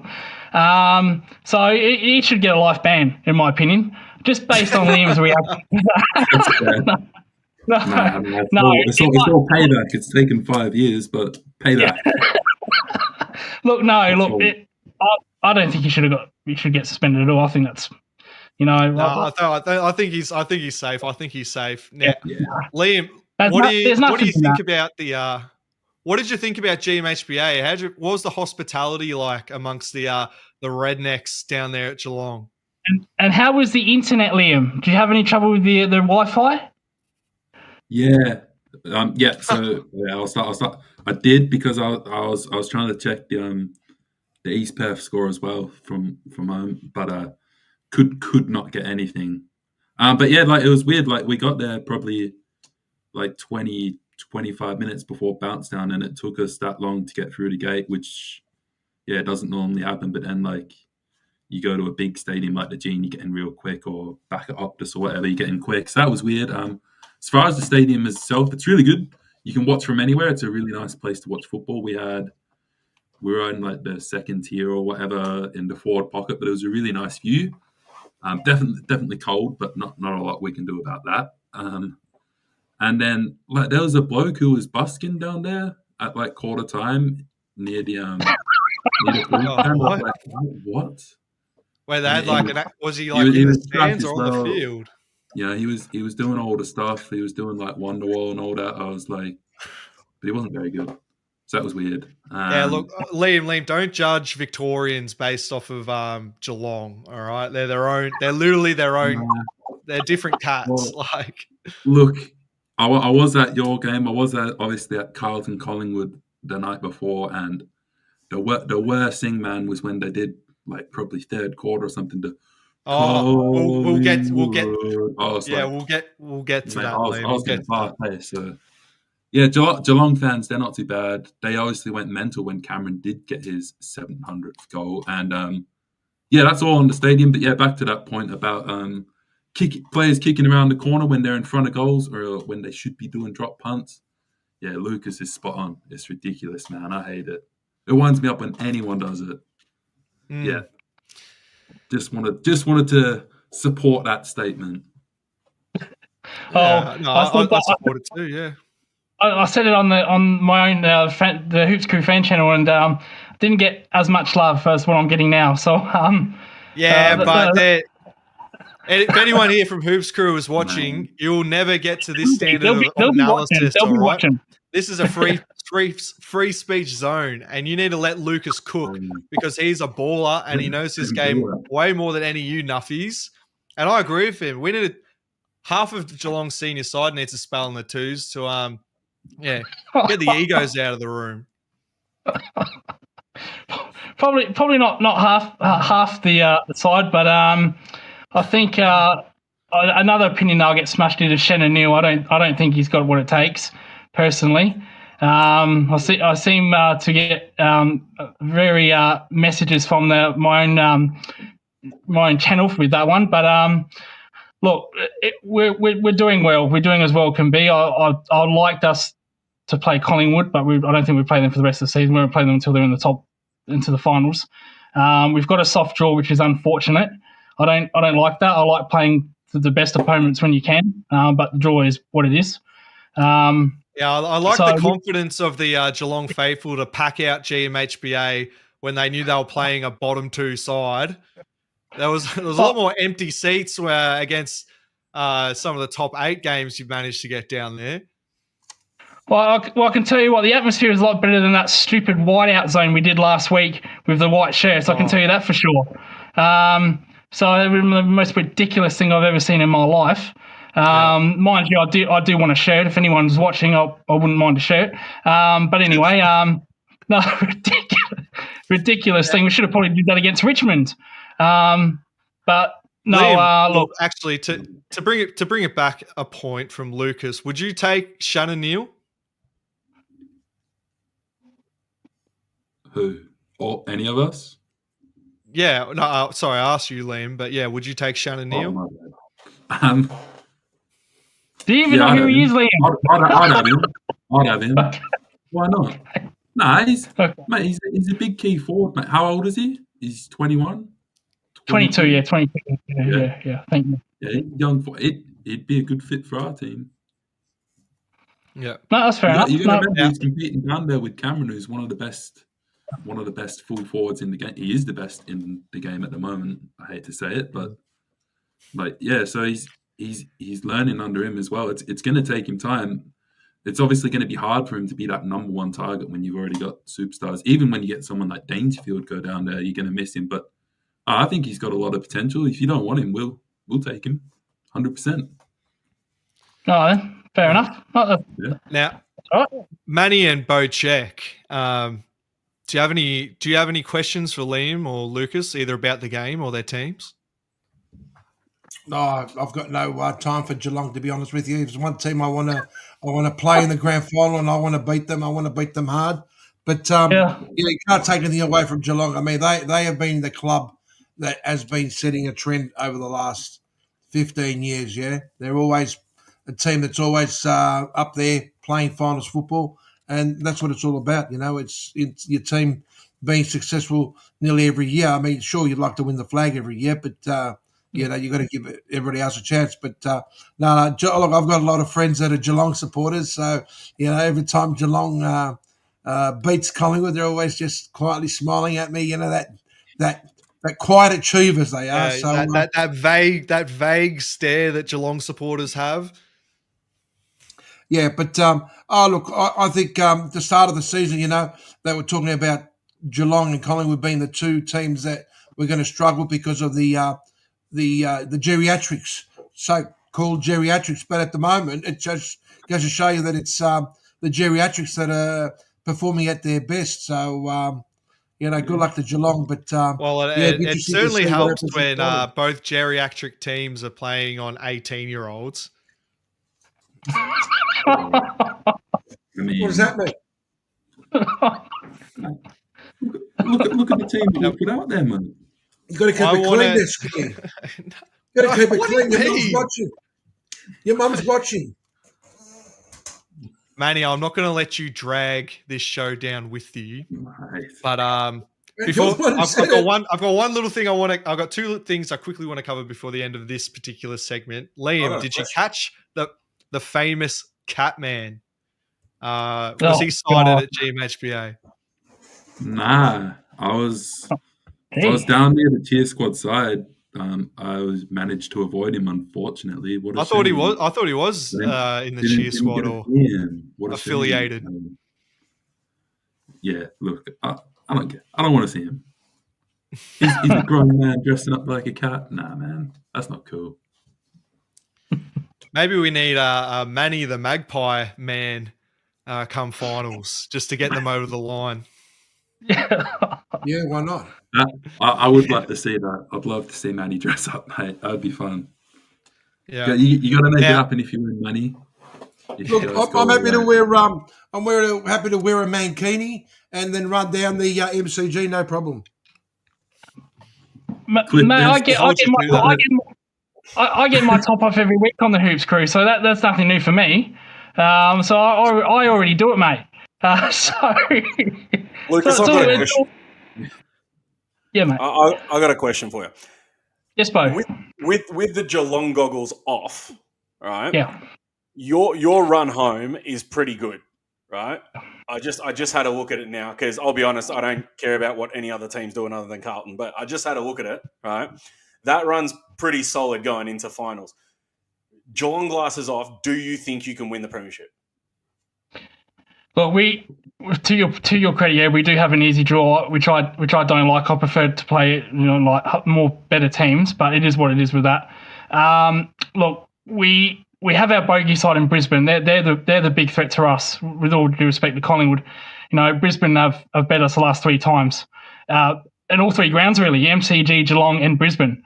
So it would be nice if Collingwood can take care of them, but. I'll say yes, but I think at this point in time, Brisbane's probably a little bit higher than Geelong. I think Collingwood is a little bit higher than Geelong at this point, but we did beat them last time we played Collingwood. So I think our danger is Brisbane more than Collingwood, in my opinion, because they have the wood over us. So they're a team that I'd probably wouldn't want to play them in the grand final. I'd rather play Collingwood. So to your point, I think we can, but I think there are better teams ahead of us, like a Brisbane, like a Collingwood at this point in time. That's spot on. Good answer. Yeah, what I find in the conversation between Collingwood and Geelong, obviously they're 2 best performing teams in the league, almost by far. But when you look at Collingwood, despite being the best performing league, when you go through their list, there's a lot of like, ahs. You go through Geelong's list, 1 to 46, every single one of them, you at the very minimum, you'd say, oh, that's a handy player. I'd have them. Yeah, all credit to GFC, mate. Yeah, we do. We have good depth. We just debuted George Stevens last week. And he didn't look out of place in that midfield against Richmond, who have got really good midfield players like Prestia, Torrento, really good players. So he was an inside ball. We've got Mitch Nevitt also not playing. He's also an inside mid ball. So our depth is good at the moment. In fairness to Collingwood, I was probably from round 8, I was guessing, this falling off the cliff is going to come. They've got an old list. Pendlebury's getting on. Billy Elliott, or Billy, as I call him, Jamie Elliott. I call him Billy Elliott from the movies. He's getting on. Pendlebury's getting on. Sidebomb's getting on. They're going to fall off a cliff. To credit, they have not fallen off the cliff. Are they winning 50, 60 points? No. They're in probably cruise control. But they're still winning. And I think when they were in 2022, I think they were like 14-2. What were they marked in 2022 this time of year? When they were like 14-3 or something ridiculous? You mean in 23 when we won it? Yes, 23, yeah.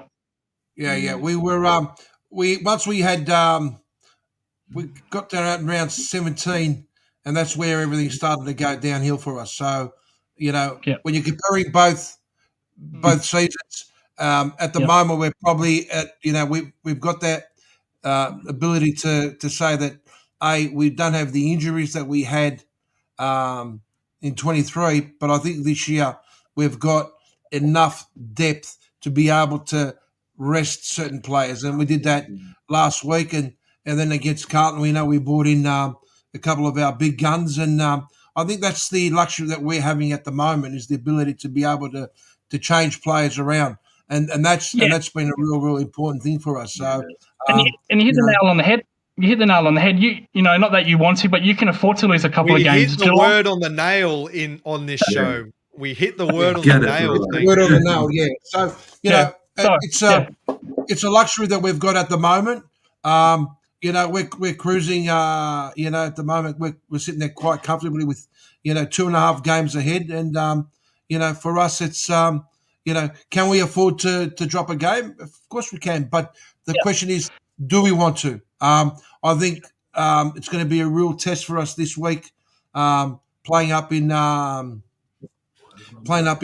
Brisbane. in Queensland, and look, and we're in the Gold Coast, and we're fairly good when it comes to travelling. I know that we don't travel that often, but when we do travel, we're fairly successful, and I think it's going to be this is going to be a real test for us. I think that if there's one team that's going to test us, it's going to be Gold Coast. So it'd be interesting to see. And to your credit, you not that you want to, but you can afford to lose games. Geelong cannot. They can't afford to lose games. They don't have that luxury. So that puts Collingwood in a very good position because, they've dominated all season. They can afford to lose these games. They've got a couple of tough games. As you mentioned, Gold Coast, they have to play Adelaide in Adelaide. That's very hard to do unless you're Geelong because we beat them every year down there. We basically own that stadium, apart from Crows and Port. But no, Collingwood can afford to do that. We cannot. We've got a very tough game this week against the Giants or Hogan's Heroes, whatever you want to call them. And then we've got a couple of danger games potentially coming up. I don't like how we're playing North at Marvel. Every time we play these teams at Marvel, we seem to lose. We lost last year to St Kilda at Marvel, where we should have won. So I hope we will take those games seriously. But it just shows the importance of dominance of Collingwood. They can afford to lose these games. Geelong cannot. Yeah. All right. And enough of the Geelong and Collingwood love session here because this is Liam's segment. Sorry, Mark suggested a new topic or game or segment, whatever it is. He wanted to bring in something where everybody says something nice about each other's teams. So because Mark isn't here and we won't do it for Essendon, Lucas, can you please say something nice about Liam's Richmond Tigers? Yeah, well, they did that dynasty 4 years ago. They did beat us in the grand final, so I'll have to give them respect to that. They did beat us. Look, what I like about Richmond, I do actually like their fan base. I actually went to their gather round match early in the year, and their fan base was actually the fans were actually pretty good. So I think at times the ones that could afford to fly to Adelaide probably. Liam, I've only been on here for 2 weeks, but Liam presents himself well. He's respectable.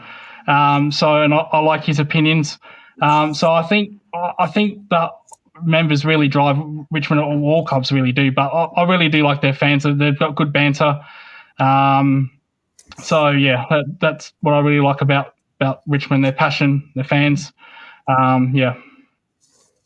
That's all right, Liam. You don't have to give him anything. You don't have to say anything nice about Geelong. Scotty, that was easy compared to a Hawthorn fan. Where I might not be as nice. So that was pretty easy for me. That's all right. We used to have a Hawthorn guy call into this show, but he's gone MIA. So if we ever find him again, Hawker, if you're out there, we'll get a scratch match against you and Coach Lucas. Now, thank you very much for joining us, Lucas. Would you like to plug anything before you go? No, that's all good. No, thank you for having me. If you want to watch the Hoops Crew, our channel, and you're more than welcome to. But no, thank you for having me on, guys. I really do appreciate it. Thank you. Thank you for joining us, Lucas. Yeah, Lucas. Looking forward to it, mate.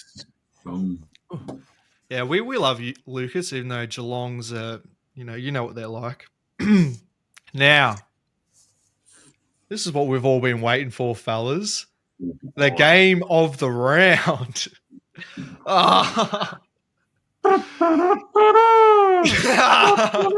Carlton 8-11, 59 to Collingwood 17-13, 115. Now, Manny, before I let you take the reins, I know you haven't been in the senior side for a couple of weeks now, so you might be a little rusty. Is it all right if I bring someone up to help you out throughout this game?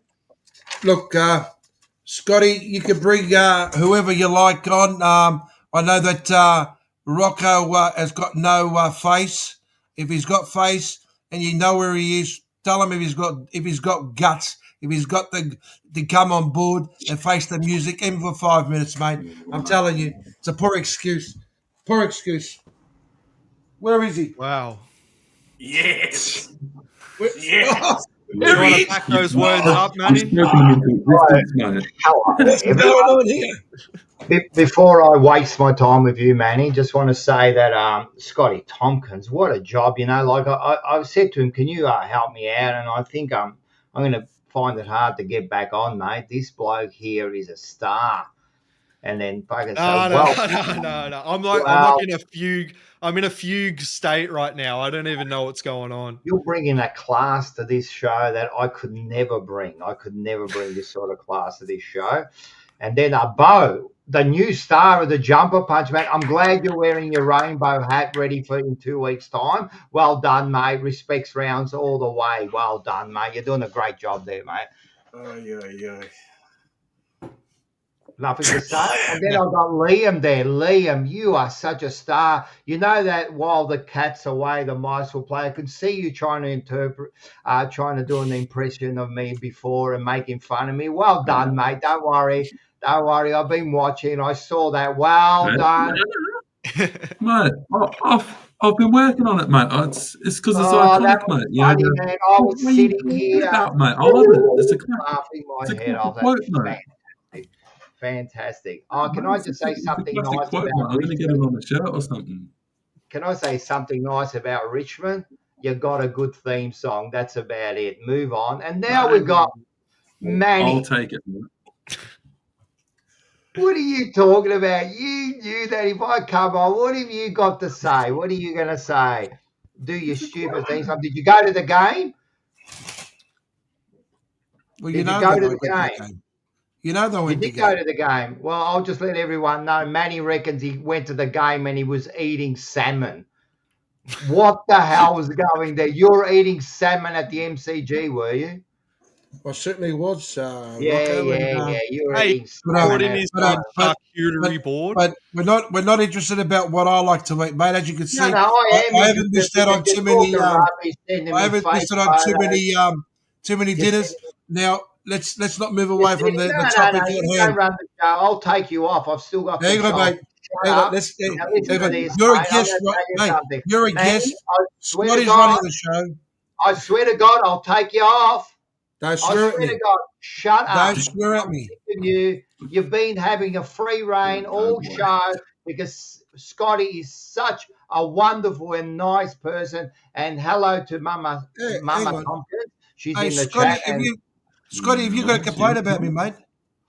Now, I've got no complaints so far, Manny. Well, Now, there you I go. brought- So stop making up we go. things. I said I don't have any yet. Now, Manny, Anyway, I brought Rocco on here just to hold your hand throughout this. Anyway, but I'm can going to let we you have a take look at the that reins. score? Manny, don't talk over the top of me. He's won by 60 points. We don't need to see the score again. Anyway, I want to talk more about you eating your salmon. What room was that in, Manny, that you were eating that salmon? Oh, fuck's sake. Listen. I'm not going to sit here and talk to you about my personal life. You asked me the question, I go to the game. I went to the game. As simple as that. So Okay. you ate salmon in an imaginary room, did you? No, it wasn't an imaginary room. It was actually it was a very nice room indeed, and I enjoyed myself. Now, Now, Manny, Liam went to the game as well. Liam, what did you enjoy for your mid-game snacks and beverages? a hot dog in the Well, pie. first of all, just to Manny, mate, I wanted to come say good day to you at the game. I got to meet the man Rocco. That was nice. He came out of his way to say good day. I was like, I got to meet where's Liam. Manny? I want to see him as well. But he's like, Well, you know what? You're below me, you know. I'm in the MCC. You know, he thought he's all better than me. I actually went with Mark's advice. He said, "Get out, hot dog." I have to. Yeah. Liam. Sometimes you got to do what you got to do, my friend, and I apologise, but I'm hoping that we will meet in person in round 18, and probably even get a chance to sit next to each other and have a cold beer and watch the Tigers versus Collingwood, which I think is in round 20, if I'm not making the mistake there. I think round you might 20. be right, and I will be there, so I will hold you to it. Sunday, I the wasn't angry the 27th other of day, just July. disappointed, mate, that's all. It was a Well, bit since funny. you were there, Liam, since you were there, what was the vibes like? What was your impression of this great rivalry game between the two epochs of AFL VFL history? No, I love it, man. It's always an honor to go to the MCG. It's one of my favorite places in the world, probably. And yeah, it's obviously it's a huge place. I think there was 75K there in the end, which is about 3/4 of the stadium. Yeah, it was weird, like, because obviously I was sitting in more of a general section, but you could see like the little bit of rivalry going on between the two sets of fans. Like I said, like when Collingwood started getting going, they got their chant up. Carlton had their moments. You could see their fans getting frustrated. I think there was even people sitting in front of them when they started that in the third. They're like, "Nah, we're going. We're not staying here listening to this shit." Like they loved it. As a neutral, it was fun to watch. It was enjoyable. As far as the game itself, it was. Yeah, I won't bag you guys out too much on that. I was hoping for more of a contest, but yeah, I think after about half time, I was kind of like, yeah, this isn't great. And then back to the food, because I did forget to say that in the end. For Mark, I tried the hot dog because he said so, and it sucked. It's probably the worst food I've eaten since I got here. So. What did it cost you, like, for $15? And the rest. Yeah. Actually, I had a meat pie as well. That's naughty. That's bad. That was actually. Hey, I think that's a real mystery bag. A bit off the topic there, Scotty, but you were talking about earlier on about players playing with heart and really putting their best. That Zach Williams for your team. Yes. Mate, I tell you what, he's an absolute superstar. That kid really put in. He put in. I don't know whether it was just that. I don't know. For me, he was the only bloke that I could see who was really making the effort. I think when Curnow started handballing and started giving the ball, you guys were sort of because he was a mess. He was a mess. And like I said at the start of the game, it was the biggest game of the season. Collingwood Carlton. The only thing he didn't do is sit there and hug and kiss our players. I mean, I don't know what to say. Manny. The little respect I had for Manny all went out the window when he said Williams is a superstar. I don't know where that leaves the next set of players, but anyway, he did. Well, he does have the potential, Manny, to be a superstar for the 2.5 quarters until a calf or a knee explodes. But I'm sure from your vantage point, Manny, you would have been able to observe his game. Like, what specifically about it impressed you so much? Was it just the goal kicking, or was it the work around the ground? The goal kicking, and look, Colin, you can't take one thing away from Collingwood this year, and that's our defence.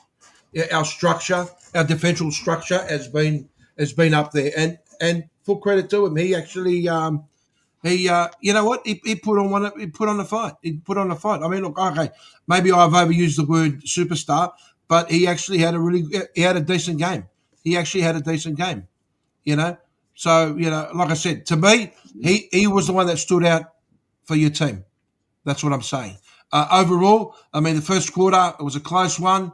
And then, of course, the second and third quarter, it just blew out of the water. Like usual, our superstar and hopefully wins the Brownlow, Mr. Nick Dacos, 36 disposals. He played really, really well.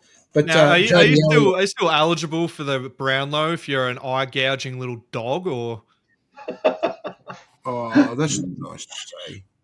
Did you see when he bent over because he pretended to hurt his back? He gouges Crips' eye out, and then 2 minutes later he fell on his bot, and we had to stop the game. Well, believe it or not, that pose that he had on the ground with a hand on the back, believe it or not, Vogue magazine is going to take that photo. Apparently, that he might make the Vogue magazine. So there you go. Not only is he a their rainbow round special, Manny, but let's hear it, Manny. That was your first quarter. What stood out from you from then on? What impressed you the most about your Pies? Structure. As simple as that. It's structure. It's just every single player knew what they had to do. They were in their position. Our defence just we structure ourselves so well. We're actually forcing other teams to go for that long kick. And I think for us, I think Carlton was making a lot of mistakes on their own, and you could see that there was that lack of confidence. You guys were you guys were confused. You weren't getting enough support, and we were just shutting the game down. And Jamie Elliott scoring 4 goals. He's having the best year of his life, and and we've had and we've still got some number of players that are still to come in. You know what I mean? It'd be interesting to see if when De Goey comes in, we've got Schultz coming in this week, which would be nice to see him come back because he's a real tough player. I know Rocco doesn't think much of him, and I remember last year he was bagging the shit out of him when he came to Collingwood, but he has actually been really, really good. But Nick Dacos, 13 contested passes, 13 score involvements, and 7 clearances. I mean, the bloke's a superstar. But, we dominated in disposals. And I think the biggest problem for you guys was our goal efficiency was just, was brilliant. 28%. Could have been better. I mean, 60 times inside 50s. That would have been it could have been a lot bigger. Could have been a lot worse. I think the last quarter, did we take the foot off the pedal? I don't know whether that's what we did, but I think it was a lot even sort of match in the last quarter. But I think it was all already over and done with. So it would have been nice if it was a bit more competitive. But at the end of the day, you could see the difference in level of the way teams are at the moment playing in the top 8 and teams that are playing outside the 8. So, but it was. I think that was the difference between the two teams. Now, I feel I was almost tempted to bring this up when Lucas was on because I feel Geelong did the same thing, Manny, where they know how to debut a player perfectly, and unfortunately, Collingwood does as well. How'd you rate the debutant? King? Is that what we're talking about? Yeah. Oh, look, he did really, really well. He was like any player that comes in for the first time, you're going to be nervous. But no, he did really well, and he actually covered a lot of ground. I think from looking at the stats, he was running and running and running and running, and and that's what it's all about. And there was a couple of times where he set up Jamie Elliott and he missed the mark, and it would have been good to see him score through that. But I think it's happy days at Collingwood land at the moment. We seem to be getting a lot of these young players that are performing really, really well in the VFL, and that's these opportunities for us at the moment. Like I said, we've got that 2.5 game advantage, so it gives us opportunity to rest our big superstars. And I noticed both you and Geelong when you bring in a player from the twos, you almost build up like this cult personality vibe around him, and apparently no one's ever heard of this kid until a week and a half ago, but now everybody's desperate for him to play. But you put him in a decent position where he can just play a role. There's no real pressure on him, and look at how that elevates a player's game. Whereas our debutants and or our fresh players like Harry O'Farrell the other night, what they did to that kid was criminal. Putting him on a player like Memoir, you're just going to kill the kid. Like, it's just, as you said, it's a shame to see where both teams are at the moment, but hopefully it won't be too long before, we start giving it back to you. But Bocek, come on, bro. Let's hear it. It's ready. We're shit. We're just shit. Well, I mean, what do you want? From the get-go, I don't know who the hell... Look, there were some people that had some sort of, maybe a slither of hope that we were gonna at least show up. I didn't have any expectation. Honestly, my comments on the game are going to be quite short and sweet. I had no expectation. I did not think we were going to win. I put a bet on for 80 plus loss. And at one stage, weren't they 71 up or something? It should have been like 80 plus. It should have been a bit more than that. That was 70 plus up, and I'm sitting there going like this.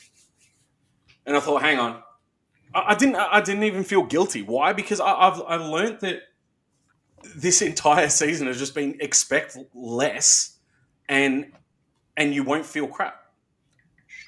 Now, for me, when I get my point across, I'm very animated. I speak quick. It's just that's how I'm wired, right?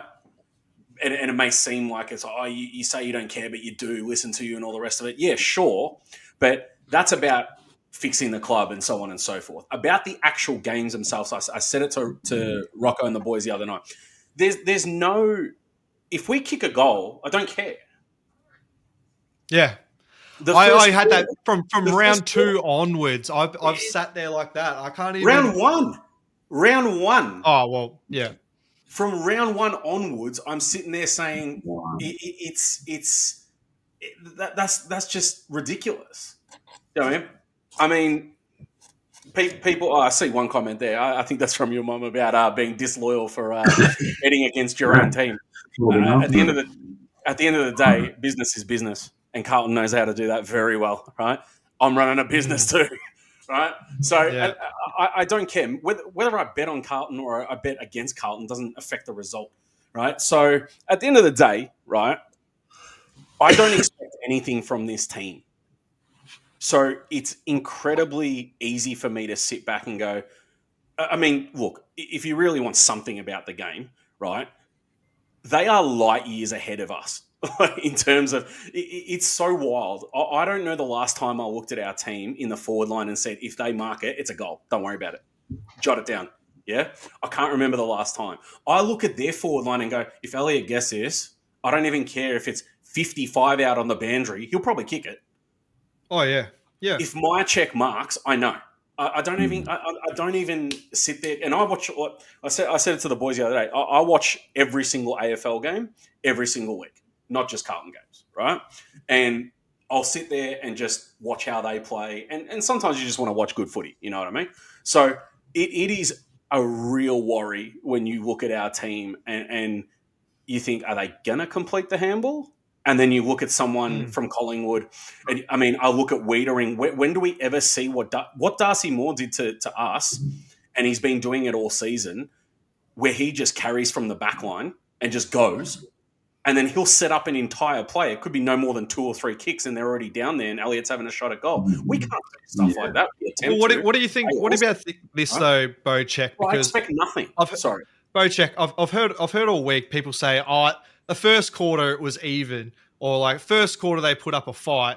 If you're only looking at the scoreboard, you could agree. But every time that we had the ball in that first quarter, it was just scrappy. It was missed handballs. It was just everybody's trying to pick the ball up from their feet. But every time the Pies had it, it was just zip, zip, zip. It was two kicks and it's in their forward 50. Yep. And we were just lucky that they didn't put on 6, 8 on us, or 8 plus on us in the first quarter. I said it the other day. Teams like Collingwood, Hawthorn, Gold Coast, all these teams that are playing very good footy, they have a system. They understand each other, not just the system. They understand each other as players. They know each other's game style, individual game style as well. To know that, like, you look at Dacos and look at the flair that some of the Collingwood players have. You can't execute that sort of flair if you don't know someone's going to be there, right? Oh, yeah. I saw numerous occasions against Collingwood where our boys got the ball and literally are standing there going, what's next? Where can I go to? Who's available? And that's basic stuff. That's not even, you can do that stuff without playing to a system. You just do that on individual footy smarts, right? Which I think we lack in our team. We don't have a lot of footy IQ in our team. That's what I think, right? That's what it's like watching Carlton every week. And when you put them up against Collingwood on the weekend, and I think it's going to happen against Brisbane as well, you're going to see such a gap in IQ, a gap in system knowledge that we're going to be confused and lost again. And it's really, really hard to I mean, I'm always going to watch the games. I'm always going to support the club and all the rest of it. But when you're looking at that and you want to speak about the ins and outs of a game, that should be the be-all, end-all for me. I just look at them and go, what are you guys even doing? What am I watching? Yeah. You know, that's what it feels like every... Well, it's what Mars has been saying on the Jumper Punch, and what he's been saying as well on our new show, Emergency Meeting, where Bocek got his Rising Star nomination. Everybody post-game, emergency meeting, please. But what he says is true. It's unprofessional what our players do out there. It's unprofessional and it's unacceptable.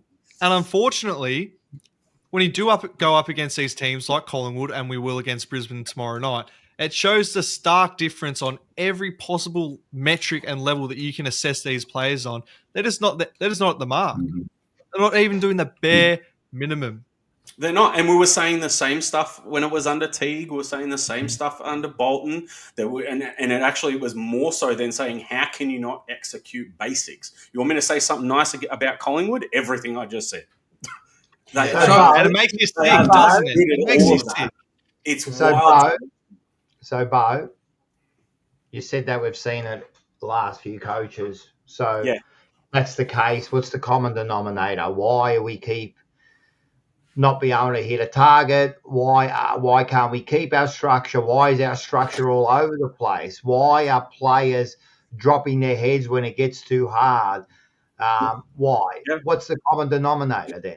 So common denominator, if you just look at it on the surface for me, is list issues. And if you want to date that back, you can say, okay, Teague wasn't the issue, Bolton wasn't the issue, Voss is not the issue. We just don't have a list that can be gelled that way. And they're not a unit. It's just a whole bunch of individuals and no one can make it happen. What I think it is a mix of many things. It's not just the coach. It's not the whole dropping of the heads, the whole team not being motivated and so on and so forth. Some of that comes from the coach, but some of that, and I'm going to say it again, I've been saying it for months. Every time I've appeared in one of these shows, I've said it. I think it's all stemming from terrible culture at the club from the back end, and it's filtered all the way through to the on-field. So we used to have the best culture in the business, correct? I mean, in terms of what, it's subjective, isn't it? Look at us. We had the best culture, man. At the end of the day, the 80s, even the early 90s and the 70s, man, our culture was to win games and our culture was to bring your best to the game, and our culture was about the fans. We had the best culture. That's great. And that's spot on. And now it's disappeared, and now it's completely disappeared. And we've probably got one of the worst cultures. And I think it's run by, well, it's players, but it's also leaders from the top to the bottom. If you're not setting those standards, how do you expect the rest of the team to follow those standards? And what's happening now, you can see it on the field. No one's held up to any sort of standard. You know what I mean? No one. Who speaks to Curnow? Who speaks to Crips when he's not doing the right thing? I mean, I've heard now they're dropping Acres. I mean, that's like 12 weeks too late. Yeah. You know what I mean? Yeah. And that's fair enough, and you just see it. And now, like some of our players, they're running around like they're superstars, they're entitled. And now I notice that, and you think about it, that happens at board level, that happens at, the Carlton level, and now it's happening on the ground, and now it's happening in the stands. We're getting certain groups in the stands who represent our club who actually are walking around like they're above everyone. You can't criticise them. You can't do nothing. Everyone's walking around. And unfortunately, it's a cancer that's going through the club. Yeah. And until it's sorted out from the top, like you could talk about game plan and you could talk about all of that. Don't tell me when we got our 5 or 6 best players out there, we're not good enough to beat any side. But that's absolutely true, Rocco. But we don't now. And the attitude, like at the end of the day, the attitude just absolutely stinks. And I'll give you another example. And Manny just, he quickly touched on it. Curnow giving a high five at the start of the game. What is that? That just shows. As soon as you do that, what does that show? Like, who does that? Yeah, all right, you might give a quick handshake because of this, sportsmanship. You know what? Let's do sportsmanship the next day and let's go and have a beer. But on the ground, man, I'm not shaking your hand until the end of the game, and then I'll give you a handshake. The other thing is, did you see in the first quarter the coach? He's sitting in the corner like a little kid. What was that about? No presence. Yeah, it's mind-boggling. He's not even sitting at the desk. Like, what is he doing? Yeah, we don't have a steam factor. My thing was, I actually thought maybe he was just somebody else had stepped in for the day, because when you look at it, I reckon his stomach was hurting because he was eating salmon with you in the room somewhere. Because at the end of the day, man, how embarrassing that our coach is sitting in the corner there. How does that show leadership? And then he comes out of 3/4 time and saying that's deplorable and all that. Yeah, fair enough. It's all good. He's pointing out the senior players. You know what I mean? More of that's got to be done. You know. David Rees-Jones said the other night that he wouldn't shake hands before the game because he's going out. Because he's going out. And that doesn't show no sportsmanship. No. That just shows you're ready for battle. It's bad. That's what it is. It's war. It's battle. And we used to have that mentality. We used to have that fear factor about playing against Carlton. Exactly. Now, and I said it a couple of days ago, now it's people look at Carlton and go, should be able to win that. 100%. Until we are in, and I'm going to say this now, until we are in a position where people fear playing Carlton, then anything else at the moment in our way back up to the top is a failure. Of course. Because teams fear playing Collingwood. When Richmond were destroying everybody with the dynasty and all that sort of stuff, people feared it, but not just from the field. They feared playing them. They feared Dusty. They feared the fans because they were so damn loud. Exactly. Right? You knew that Swan Street was going to blow up afterwards. You go down Saigon now, I'm pretty sure the businesses will be closed at 8 p.m. Come on, man. There's no one to serve. Kebabs 24/7. Kebabs on Saigon. Yeah, it was just a point. You get me, right? So what I'm saying is there should be a fear factor from the top all the way down. And of course, I think part of that fear factor has to be that if Graham Wright is allowed to do what he wants to do and he doesn't have a stronghold on him, if he goes into that club, he needs to instill that fear factor that nobody is safe. 100%, but you're 100%. You bring that down to business, even small business level down the road. I'll give you an example. No one's going to operate like that. Nobody operates like that. If you're crap, I'll give you you're an out. example. I'll give you an example, right? I don't know if you used to go to Princess Park, yeah? Me, yes. There's no way. I'm telling you now, there is no way that a Collingwood supporter will come anywhere near the cheer squad in those days. Never. Zero. Let alone sing the cheer, sing their theme song next to us. That would never have happened, right? Never. I'm telling you, that weakness has gone through the whole club, and people that sit there, right? I know we're going off of the game a bit, but people that sit there and say that you're not a real supporter because we're calling these things out, right? You better all check yourself, bro, man, because this is what a club does, mate. The club, like you said, should be feared from the top to the bottom. And I know I'm getting a bit dramatic. It's not war. I do realise that. But, hey, mate, it's a footy game, man. And when we get out there, mate, we expect nothing but the best, you know, and that's it, man. That will never have happened in my days. Never. I was replied to by somebody from the cheer squad because I called it out. All I said on a certain post that everybody now in the chat and you guys are aware of who they went at and all the rest of it, right?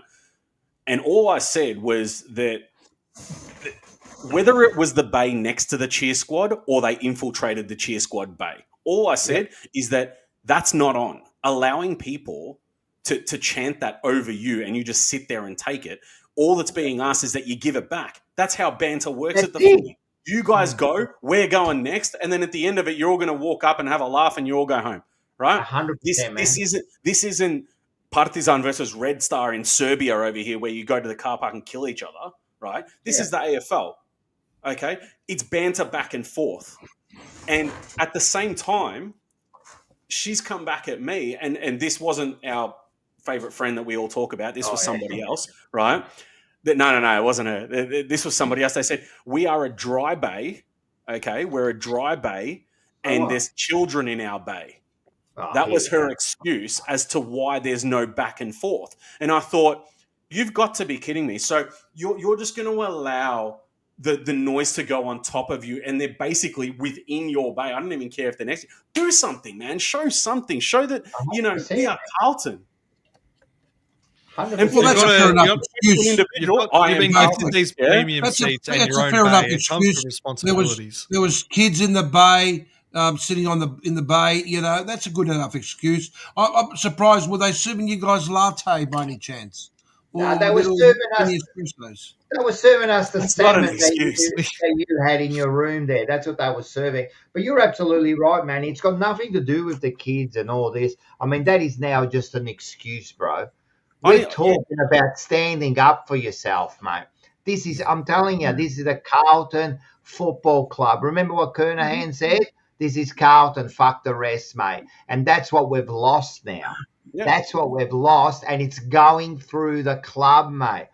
And I'm telling you, 100%. That high five last week when Doc patted Boak after he kicked his goal, mate, what is going on, bro, mate? Like, lose How do you change that? But go down with a fight, mate. How do you change that, Rocco? What's that? How do you change that? Well, I believe it goes from the top. It starts at the top, mate. If you don't instill that from the top, how's it going to come down? Like, if the top is being weak, what do you expect the other? Like, even on the ground, for example, if the players are being weak, right, how do you expect the juniors coming through to stand up? They're just following the leaders. I'll give you another example, and I think it was David King or someone brought it up today. I saw a thing, and he was talking about Curnow going for those 60-metre goals, right? And then you see the footage, and there's like two or three. The first one, as much as you bag TDK, he let into the gap. There was a gap of 20 metres around him, and he missed him. Now, tell me something. You do that, what do you expect the other juniors who are looking up to you to do? They're not going to bother leading. That's They're not going to bother leading if they know that you're going to kick it over their head. 100%. 100%. And so to me, it all starts from the top, and then it just filters down. All the leaders in all the lines, from the board to the whole club and to the coaches and then to the leaders, have to show. You have to show leadership and show that you will not back down. You know what I mean? Or else, I'm telling you, you're not going to win anything. You have to be at your best. You have to stretch that little bit extra. Or else the next club, you can see from year to year that one club that's at the bottom of the ladder, all they have to do is lift 5%, and all of a sudden they're in finals contention. That's all you've got to do. But to do that extra 5% is hard, man. And these blokes just don't want to put in the effort by the looks of it. Mm-hmm. Hey, Paul went in. Paul and Terry were at training last week. Paul told me, right, they were missing targets and they weren't saying anything. They were just grabbing the ball. There was no voice. If you're doing that at training, what do you think is going to happen on the field? That is bad. Exactly. That is bad. And Vinny Katodio said last week, the week before, he said in the 70s and 80s when they used to train and their skills weren't as great as what the skills you think these days are, if they would miss when they're kicking to each other, if they missed by half a metre, that was a bad kick and they would get berated for that. That's at training. We're just like laughing and, having a thing. Well, that's fine. You can do that. But you know what? Do it at another club. And I don't care who you are. I don't care which player it is. I don't care if it's Curnow, who it is. If you're going to be doing that, please move on. Because as I said, when I walk away from this club, never walk away from the club. When I walk away from a game, I want to be proud. That's it. I don't care if you lose. Can I ask you? Proud. And at the moment, I am not proud of this club. Can I ask you a question? We spoke about this about 3 weeks ago, roughly, where we said that if you were to trade in Curnow, you would expect at least a minimum of 2 first. Oh, and you'll get it. right? But at the moment, the way he's going about, Doesn't matter. You would get it easily, Manny. Easily. You're talking about a common medal. He's had a shitty year, right? Yeah. But you're trying to say Collingwood wouldn't take Curnow to put him up forward. That's not what I'm saying. What I'm saying is that, last year, and we're comparing, last year to this year. I mean, he's had a very bad year. He has. Now, Yeah, compared to his other years, of course. Yeah. So you put it down as overall the whole team is just, the whole structure of the team at the moment is just not, They're not playing with confidence, Manny. Yeah, no, you're right. And you guys played finals football last year, and at the start of the year, I actually believed that you guys were going to be competitive. You guys were going to be up there, but we all did. Yeah. I'm fearful of this team because it shows some mental weaknesses by the whole group that whenever things get hard, we drop our heads. And if you look at every year, it's the same thing. We're up, half a year, we're down. We're up, we're down. We're up, we're down. Like, it's never a consistent year. There's no one standing up, you know what I mean? And it happens every year. And it's happened, it hasn't happened this year because we just haven't even started this year, you know what I mean? But this year is funny because Paul said this at the start. It's the first time that we had the sort of expectations that we had of any other year. It's a different expectation. How are they going to handle it? They haven't handled it at all. I've got a question for Liam. Yep. So Richmond, they're in a spot. I'm not going to call it a spot of bother because you guys as fans probably have accepted this is the time to now rebuild. You had your fun with the three flags. Now you're onto the rebuild phase and you're back in the future, right? So Yep. Carlton fans, we don't know what the hell's going on over there, right? But we can see that the focus is more so elsewhere than what's going on the field.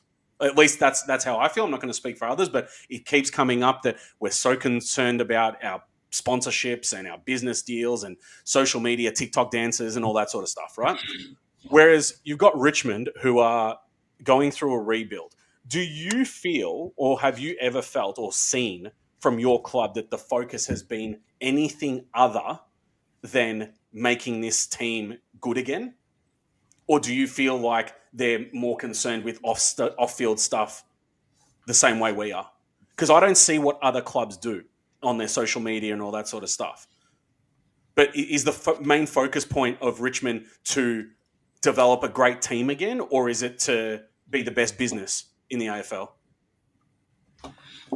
It is. It's a good point. No, look, I do feel we are still focused on field. So even thinking back a couple years ago, like with some of the moves that we made, when we got Taranto and Hopper in 2023, that was clearly a move where we were kind of like, window's kind of closing, but we're still a chance. We're going to have a crack, grab these players.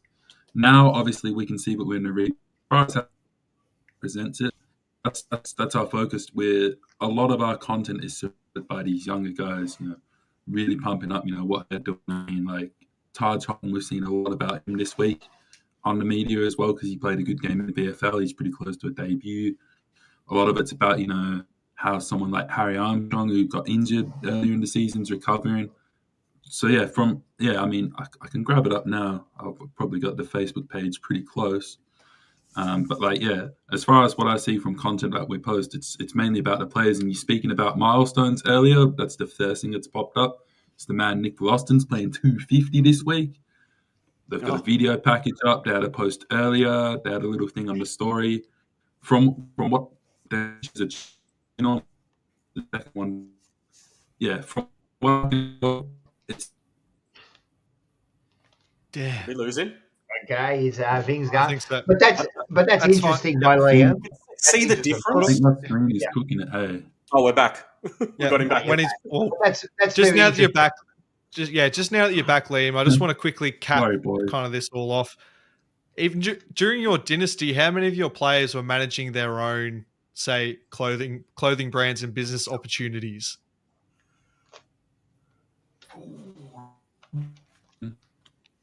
So it'd be like a couple of the big boys. Like Dusty did stuff with Bonds. I think Kochi had a couple things. But that's a player obviously sponsorship. moved on That's into not the like his media. own business, though. Yeah, that's right. Yeah, but it's still promoting themselves as their own brand, as their own person. To some extent, I do understand it is a sponsorship, but Well, yeah, the point I was trying to get across is how also, as well as non-footy related distractions from the club itself, but on the player level too. Like, it wasn't there at Richmond during those 4 years. That's it. Well, I mean, it's like anything. It's a performance-based industry. It's always going to be easier to promote and talk about when you're winning. It's fact. Exactly. That's what it is. So now that we're struggling and we are down the bottom, we do have to find. Yeah, there is obviously other things that we're talking about. There probably is a couple bits of media that I see now, but I haven't really seen before because it's kind of like, well, I can't really go on and post like highlights all week at the game. We got smashed by 72 points. We don't really want to walk in, do we? So I just feel it's wild to me that it just feels like every other team in the league has the right mindset, whether it's this is the reason I asked Liam, whether they're at Richmond's side of a rebuild down here and they don't know what the future holds, their primary focus is we need to get back up there again, not let's go take some photos at Macca's. Right? No, well, I mean, like, this is the new T-shirt. I'm not going to go back on 3 a.m. Facebook. Make sure you're awake. That's what we did before, but I just had a look at our page. I had a look at yours earlier when you mentioned it. Like, you guys had thing for like the Hyundai halftime song or something. Yeah. You had another car advert. You had another one. Yeah, actually, just quickly, I was like, what is going on? Aren't you a football club? Or what did you think of the third quarter entertainment, Manny, at the game? Rocco actually asked me that question. I've got no idea what it was. Yeah, because if you were at the ground, you would have actually noticed, but you weren't at the ground. So let's be honest. I wasn't. Like I said to you, Rocco, I was in the VIP area, mate. Yeah, I wasn't entertained by watching. What was it that happened? What is it that happened that you wanted me to know? Tell me. Because you would know, and then you would have an opinion on it. What was it? You would have an opinion on it. Well, let's just say that. The point is that while you're eating your beholden to these club sponsors that, like, at the end of the day, make us look ridiculous and don't give off the vibe that we're footy first. 100%. And for example, and I'll tell you what happened, and if you saw it, Liam, they do a sing-along at 3/4 time, right? They do a sing-along. And what they do is they put up 3 songs and they get everyone to vote. And one of the songs was Up There Kazali. Who the fuck sings Up There Kazali in June, right? The other one is I'm Sick of It. I'm sick, Sweet Caroline. You haven't got a better version. You haven't got a better song than that to sing, right? So we're down by 60 points, and just to rub it in our face, they get the Carlton people to sing the song, and they bring it out. And, of course, there's going to be little kids who are going to sing it and that, and good on them. But how about read the room, people? Let's read the room. So if you're down by 60 and you're getting punished by your rivals, you've got a sponsorship deal. But how about we got an option? Maybe they should have like 2 versions. Like if we're winning, we can do that. But if we're losing, put up there sponsorship. Do something else, But don't embarrass us. We're losing and you got Carlton people singing Sweet Caroline in the crowd. Like, seriously, bro, man, it's just everything they do is embarrassing by this club, man. It's just ridiculous, man. I even heard, at the Collingwood, the Carltons, their president's lunch, they had the Collingwood. They showed the Collingwood promo from round 4 between Daisy Thomas and Scotland. That's what the Carlton people did. They showed the Collingwood promo from round 4 at their president's lunch. They couldn't even be bothered making a new promo. Look, what is wrong with you people, mate? They'll make one for Hyundai. Collingwood, actually, I have to admit that Collingwood actually promote the rivalry a lot better than Carlton does. They promote it all week. Well, pre-game, there was an interview with Jeremy Howe, and he explained how Craig McCraig all week forces them to watch like videos, whether it's documentaries about the two clubs or previous grand finals and stuff like that, so they understand like how significant this rivalry is. Whereas Michael Voss, I know it was before the Essendon game, but it's still it's supposed to be an equivalent rivalry. They said we don't really take much notice of these rivalries. That's not our main focus.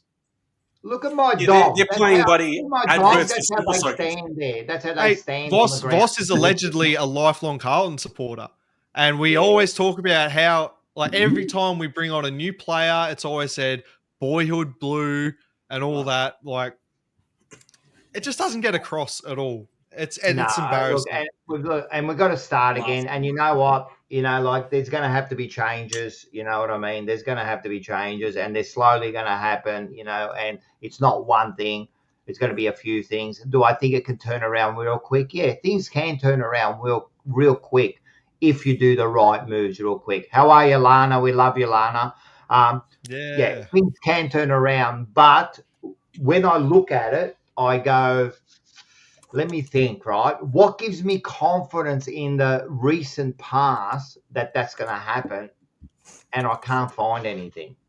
I can't find anything that's going to give me that confidence, you know? Are we going to do the right moves? Are we going to do the right coaches? Are we going to move on the right players? Are we going to get the right players? Are we going to get the right attitude? What in the past has given me that confidence?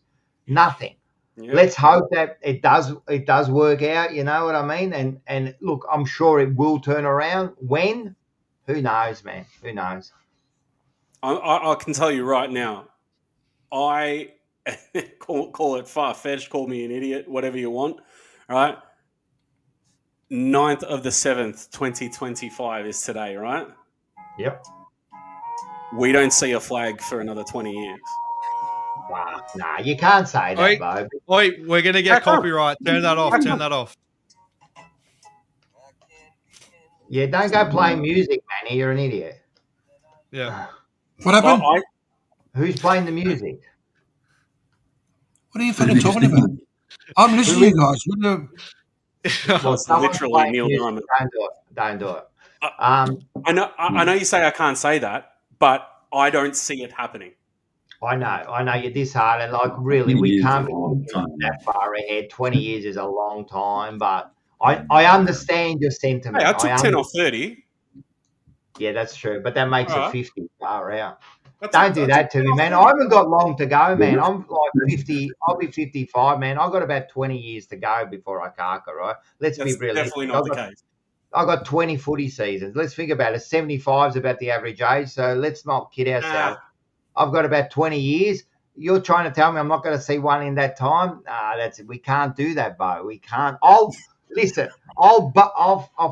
swear to God, I will raid that place if that happens, mate. At 75 years old, you're going to see an old Rocco just drive a tank through that place, mate, if that happens. Can't make threats like that, Rocco. Yes, we can. Yes, we can. Now, Bo, thank you very much for your services, but we've had two fellas in the waiting room for a very long time, and I'm starting to feel bad. We love you so much, mate. You're an absolute champion, and we'll be seeing you feature on the emergency meeting tomorrow night. I am told I will be there, so I will be there. Everybody, emergency meeting, about 10:30, 11 tomorrow night on the Jumper Punch, please. This one's a game changer. Bo check. This is, as I call it, this is guys, thank you so much. Fan cams on steroids. 100%. Manny, Scotty, Rocco, Liam, thank you very, very much. See you, Bo check. We'll talk to you soon. Hey, before you do that, Scotty, I know you're going to bring a couple of blokes in. I might step out because it's going to get too crowded on the chat. Yeah. Right? All good. Thanks for everyone. Thanks for the chat. That was really good, man. You're doing a great job. Yeah, just make sure. Hey, Rocco, before you go, have you put your tips in? No, but I will. Yeah. Make sure you put your tips in, mate. Not that it makes a difference, but I don't know, mate. I reckon I might be closing that gap, mate.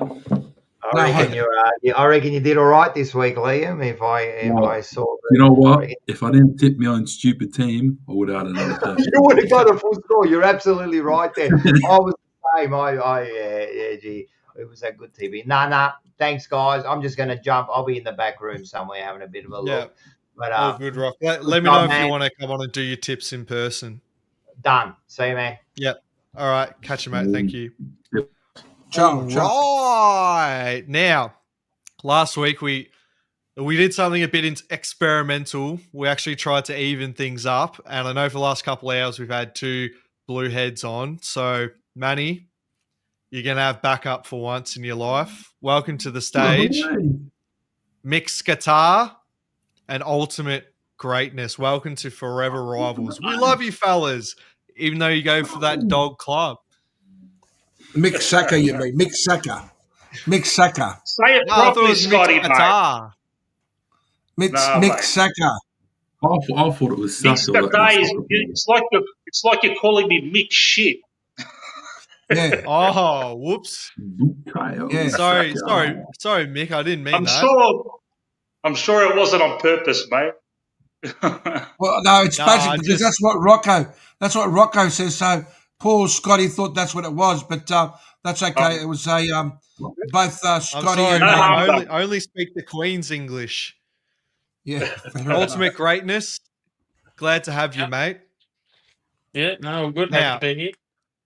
fellas, we've just put you through probably one of the more miserable hours of your life. What are the positives to take out of the Carlton Collingwood game? I'll give From you a the Carlton first go. perspective or Ultimate. Collingwood perspective? Any positives for do? I'm happy to hear positives from the Blues, but it's open to you. Ultimate, you can start first, mate, and then Mick follow him up. Well, I mean, from a Collingwood perspective, at least the game's done, so there's a positive there. Straight in. Yeah, no, it's pretty hard to think past that. But actually, in all seriousness, there is one sort of positive is that I think obviously we know firsthand with Graham Wright, the fact that you guys have him at the club, I feel like you guys will always have some form of positivity if he's there. So yeah, I mean, obviously.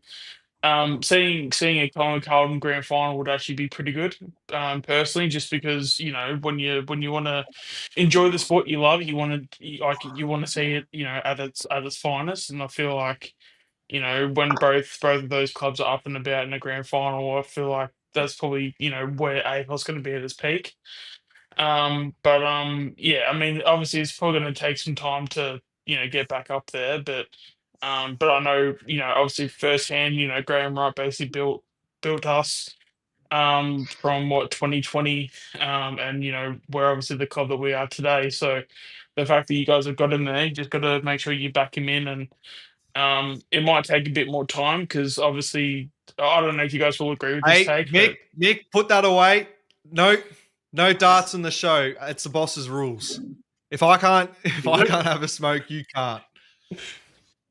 But yeah, I mean, obviously, when it comes to Graham Wright, yeah, he's definitely the positive because any Collingwood supporter will tell you, how much of an awesome job he did from 2020 till last year. So, it definitely got us a flag with some of the things he did. So, yeah, that's probably that is probably the main positive to take out of it. But in saying that, it's probably going to take a couple of years to get back up there. But when you're there, he should probably keep you up there for a fair while, I'd imagine. Yeah, I can't disagree with you, Ultimate, and also can't disagree that AFL's no good unless Carlton's up and about.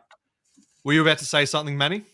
I was just going to say that I think Graham Wright, on when you look at his track record, definitely for what he's done with the Pies. But having said that, you can't compare. I think at the moment, Graham Wright he's basically gone into a bigger pit that's got a lot of big problems. And I hear Rocco say that it doesn't take much for that change. The way Carlton's going at the moment, you guys need a lot. It's going to take a lot of time for change. And, you know, you might have Graham right there, but you haven't got the structure, you know, and you've got all these big names. But you know what? At the moment, you guys are just an average team. And I couldn't see you guys doing anything better for the next 5 years at least. So, you know, as a Collingwood supporter and a Collingwood fan, I wish nothing but misery for your team, and I hope you guys will continue to struggle. Manny, I've been giving you free reign all show, and you got to do that to me? Just speaking from the heart, that's all. Mick, what do you reckon, mate? Yeah, Mick, what are any positives to take from either team or thoughts on Graham Wright? And sorry for yelling before. That's all right. Plenty of positives, and don't worry, you haven't put us through any misery, mate. We can listen to Carlton sulking for fucking ages, mate.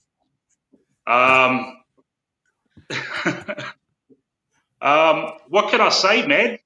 Look, we have to try and keep a lid on this thing, mate. Like, we really haven't won anything yet, yeah? And just hope that we can keep this run going. I just cannot believe the cohesion that we've got all over the ground from defence, midfield, and the forwards. It's ridiculous how in sync we are. And last week was just like we could have won by 100 points. That's the Collingwood thing that we usually do. In the last quarter, we just put the cue in the rack. And I was spewing. I wanted to see us absolutely obliterate this, but it wasn't to be, you know. We showed you a bit of mercy there. Now, Mick, I don't want to spoil what I might say when we do our tips, but I know, like a side like Brisbane, they can put teams away and they have no shame in, twisting the knife. But do you think that's like actually relevant as to assessing how good a team actually is? Because if you can manage your team throughout 4 quarters of footy, and that's including kind of taking the foot off the pedal towards the end, what do you actually get out of putting team away besides percentage? Not much, really. Like, the teams below us probably need to boost up their percentage. So that's probably why your Bulldogs and your Brisbane and your Hawthorns are really putting the foot down. But we're not in that position. So Fly's probably thought, all right, last quarter, let's take off Jeremy Howe. Just take the foot off the pedal. But, you know, even in that last quarter, I think we still won that quarter. I might be wrong, but you even saw things like Myercheck, like putting in like monster tackles, like right at the death when he didn't need to. You know, he could have hurt himself, but he still did it. So it's still, I think, the natural instinct for a player for a playing group is to just keep going and put the foot down. But sometimes they just can't help it, and they still do those things. But it seems like a Fly thing. You know, he likes to put the cue in the rack. Might have wanted to save his old mate Voss's career. Didn't want him to get sacked on his birthday on Monday. But the only thing that I was able to, well, not that there was really anything to enjoy, but in that 4th quarter when the pressure was off, at least from our perspective, it was still either the junior players or the players that have only been in the system for this year that were still giving in that effort, and you could see what they were capable of. Because a Collingwood going at 50% is still a better team than most. Like, let's be real. That was really, as far as a proof of concept for a lot of these players, that's all I really got out of it. But UG, is it all right if I call you UG? Yeah, I've definitely had that name a couple of times. Oh, okay. What's your real name, man? Yeah. What's your real name? Sean. Sean. Okay. Yeah. Oh, Sean. Yeah, does the rivalry mean much to you these days? I'm sorry, what's that? Sorry, you sort of cut out there.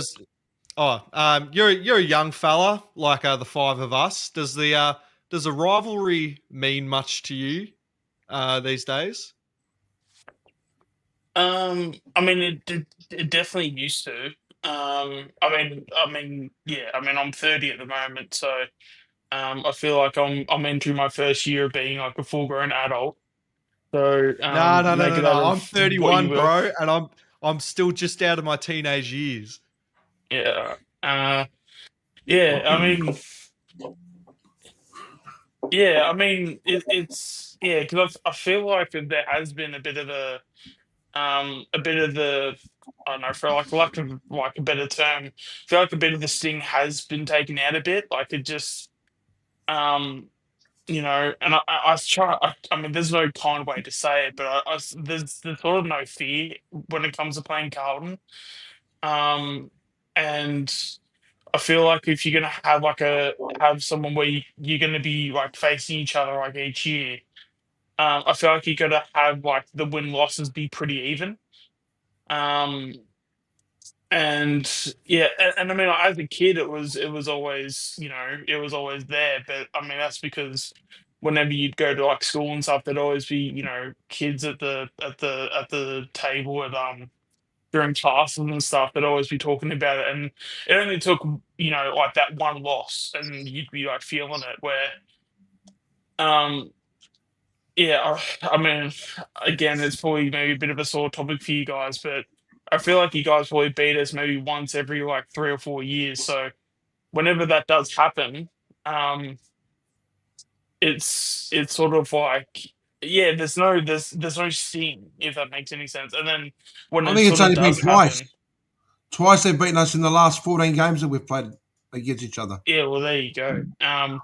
Yeah, I know we lost in what 21 because we finished bottom two. We lost to a lot of teams that year. And yeah, I mean, off the top of my head, can't remember the other ones, but yeah, I mean, yeah, as I said, like I'm probably more like I think for like a rivalry, I'm probably more inclined to probably think like a Geelong, at least from like from where I stand, because it's like back and forth. You sort of play them, and it's like you sort of know that if you're gonna win, you're definitely gonna earn it, and then if you lose, like you definitely know like why at the end of the day. So, um, yeah, it's sort of hard. I mean, because that's the thing. I want the rivalry to be there, of course, but yeah, when you're losing to teams where they're only beating you like once every like yeah, I mean, I feel like yeah, once every 4 years, so basically like a leap year win. Um, it's sort of I don't know it's hard to sort of build that rivalry. You know what I mean? So without Yeah, of obviously, I'm not course. trying to be disrespectful, but at the same time, like yeah, there's really no other ways to say it. That's fine. That's fine. Now to the two elder statesmen on the panel here, Manny and Mr. Skatar. Back in the day, sorry, Saka. So growing up, we had our old mans, like as Carlton supporters, we had our old mans telling us what it was like going to the Collingwood home ground and how you dogs used to treat us, and you'd throw bottles of piss all over us and all sorts of mischief.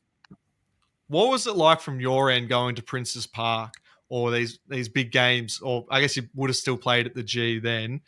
What was it like? What was the rivalry What was the rivalry like from your perspective back in those days? The golden age. There you go. Shall I go first, Manny? You go first. All right. So I grew up in Thomastown in the 1980s. I'm 48 years old, and I grew up with Lance Whitnell. He went to the same primary school as me. His old man played for Carlton as well, Graham Whitnell. Now during the 80s, you guys were just fucking kicking ass, and we were crap. and we were absolutely copying it. Yeah, they were unrelenting. Lance Whitnell and his brother Shane. On top of that, Anthony Koutafidis was also at the school, even though he was a few years older than us. And he was a one-eyed Collingwood supporter. And he was like on our side. Yes. We're going to have to watch him play for fucking Carlton and win premierships. So the rivalry was huge back then. And it has waned, but I just from the mental scars that I copped from back in those days, that fuels me to absolutely fucking stick the boots in times like these. And any chance I get, I just stick the boots into you bastards. All right. And how many bottles did you piss in back in the day? I don't even know what you're fucking talking about. I think that's just something silly that someone probably said that wouldn't happen. But you're right, Manny. There was Carlton was a team that was dominating in the 80s, and of course, everybody hates them with a passion. I mean, if we'd lost from Carlton, mate, I'd be walking home after the game, mate. I wouldn't want to talk to nobody. On a Sunday night, I'd be in my room, mate. I didn't want to. But when we won, it was just an amazing feeling. But it was one of those things. So now the roles have reversed, and I don't feel sorry for them. No. I mean, I do feel sorry for them because when we play them, I want to see a more entertaining match. But it was sad. I mean, I was looking forward to a game. It ended up being a drilling match. So it was good training for us, and we move on from that. That's fine. Thank you, Manny. I don't need your pity, but the sentiment I oblige. But people as us, especially us younger, very young Carlton supporters like myself, they always talk about intergenerational trauma when it comes to supporting this club, but no one brings up really the real intergenerational trauma, which was you guys. Your parents, your grandparents, your great-grandparents. And, I feel like it's just been a bit of a pile-on since we've been I can't say it because Mum's watching, but since we've been dog, everyone's jumped on because now you guys feel vindicated for all the suffering that we put you guys through. And even though I've never experienced that myself for 30 years, it's almost like everyone wants Carlton to be good again so footy can be normal, What do you mean? It is normal. No. I don't want Carlton to be good again. No. Don't we? No. Why would I want that? Weren't we just saying that footy's at its best when Carlton and maybe Collingwood are up the top? Collingwood, personally, I wouldn't mind seeing a grand final, but seeing Carlton be good consistently, that's a bit of a stretch. Yeah. Well, if in 23, if that team had made the grand final against Collingwood, would you have been worried? Probably not, no. Yeah, I was. All right, stop lying. Manny? It's hard to say. It is. It's hard to say. No. Well, I mean, in terms of my point, saying what we can't change history. We just can't change history. Oh, here we go. Yeah. History never repeats. I don't know that song, bro. What you were saying, Sean? Oh, so obviously in 23, the reason why I would say that it would have been pretty comfortable because I feel like in terms of the run that you guys had in 23, it seemed to be pretty the road that you guys had was pretty. It was pretty much a bit of a flat track, and I just in terms of when and then in terms of the prelim, obviously you guys were leading at quarter time, and it sort of seemed like you sort of sorry, I've got my sound on the TV. I'll just be back in a sec. Oh, that's fine. We couldn't hear anything anyway. But do you want to pick up where you left off, Mick? Well, I was going to say, do you want to have a look at the ladder? Maybe we can talk a little bit about the ladder. Let's do Manny's That ladder. would be Actually, nice. you guys have That'd done be this nice. one. Oh, whoops! I don't want to see that. We like that. Take us through it, Manny. Take us through it. All right. Okay. Well, we've got the Magpies soaring high. We're sitting comfortably on the top there with the 10-point lead. And, of course, the biggest dilemma that Mr. Craig McRae is now facing is selection dilemma. What a dilemma to have, to be facing, to try and see who you're going to put in there, because you've got all these superstars. You've got Ned Longers coming out everywhere. Anyway, let's not talk about the Magpies anymore, because we've had enough of them. Richmond, the Tigers, they're in the rebuild trenches. They're sitting nice and low. The only good thing they're doing with trenches is they're holding the bottom of the trench. And, of course, you've got the struggling Blues trying to find form. They are struggling, and they are struggling hard. And, of course, the Bombers, Marco, I know, mate, it's the injuries. You're rebuilding. It's the injuries and you're rebuilding, right? But with the season well underway, the top teams are solidifying themselves. And I think that every other team is pretty much good night, Irene. So at this stage, hot pie. Yeah. Essendon, lower Manny. percentage than North Melbourne, just quietly. Marco, Manny. are you listening? Tell me. Have you seen Rocky 4? Rocky 4. You know I've seen that. all the Rock- You know that. In Rocky 4, that part where Rocky Balboa goes into the mountains and has that training sequence. He grows a Russia. nice big beard and he grows his hair. That's what Jordan De Goey is doing right now, if you've seen pictures of him. He's got a massive beard, he's grown the hair, and he's in training mode. And he's going to be ready for the finals, mate. Yeah,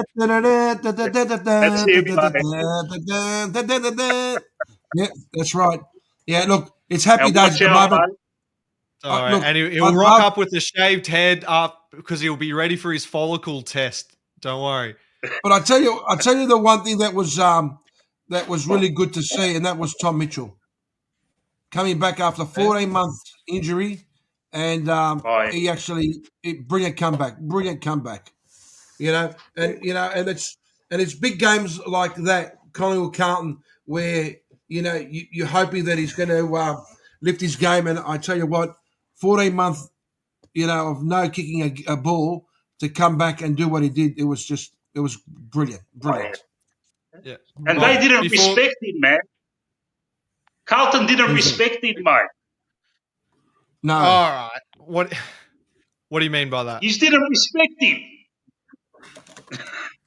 Oh, just tell me why, because there's a lot of reasons how we couldn't have respected the great Tom Mitchell. Or come on. Look, he's been around a long time, mate. He's got a lot of accolades. He's played in a premiership. He's come back after a long layout, and you guys just kind of left him to his own devices. There was no one really looking after him. And for someone, look, Creeper, I don't know, man. The bloke can't kick, man. You overrate him so much. Sorry, I have to throw that in there, Hey, mate. As a leader as well. You cannot overrate the undisputed greatest player of all time, according to the Brownlow. Yeah, I know. He is a dual Brownlow medalist. Dual so you Brownlow can't take medalist. that, That's you know what I mean? twice as many Brownlows as Tom Mitchell. But no, we've always been like, I don't know. Maybe it's just because I'm too used to talking to the lovely Jumper Punch family. But I hate when people say that we're deluded, because like everybody knows Crips can't kick. We know it's the greatest of all time and it will never be beaten. But like, yeah, we know his deficiencies. So like when you're telling me his deficiencies, I'm not gonna say like I'm not gonna lose my head over it. No, hey Scotty, can I here's a question for you. If he was asked the question, would you give up your 2 Brownlows for a flag? That'd be interesting. Absolutely. Yeah, Yeah. absolutely. Yeah. I wish somebody would No. actually ask him that question. Yeah. Well, there you go. There's a question. Oh, here he is. Because I couldn't sit in the back here and hear the absolute rubbish coming out of Mick's mouth there, mate. How can you overrate a dual Brownlow medalist? Oh, He's come having on, not a Rocco, great with the Brownlows He's not now. having a great year. He's not having a great year, and that's fair enough. And all players can do that. How can you dare say that Crips is overrated, bro? That's just been, and then to say we disrespected Mitchell, what did you want us to do? Do a parade for him? We had our own issues, man. What was disrespectful about him? What was disrespectful? That he got 26 possessions? Well done. I'm happy man. for you. What was the disrespect? Did you want, next time, I'll get the Carlton Cheer squad to do a banner for Mitchell. Are you serious? And then to put on that a dual Brownlow medalist is overrated because he can't kick. I'll give you someone who couldn't kick that was overrated. Who? I'll give you one. Greg Williams. He wasn't the greatest of kicks. Yeah, but he was the best handballer ever. So, and Crips is the best contested beast ever, and he deserves every single accolade that he deserves. He carries that side, man. Not only has he won 2 Brownlows, he's won like 5 best and fairest. Mate, What about as a leader? And as a leader? He's been leading the squad for the last 150 games with honour on his back. All right.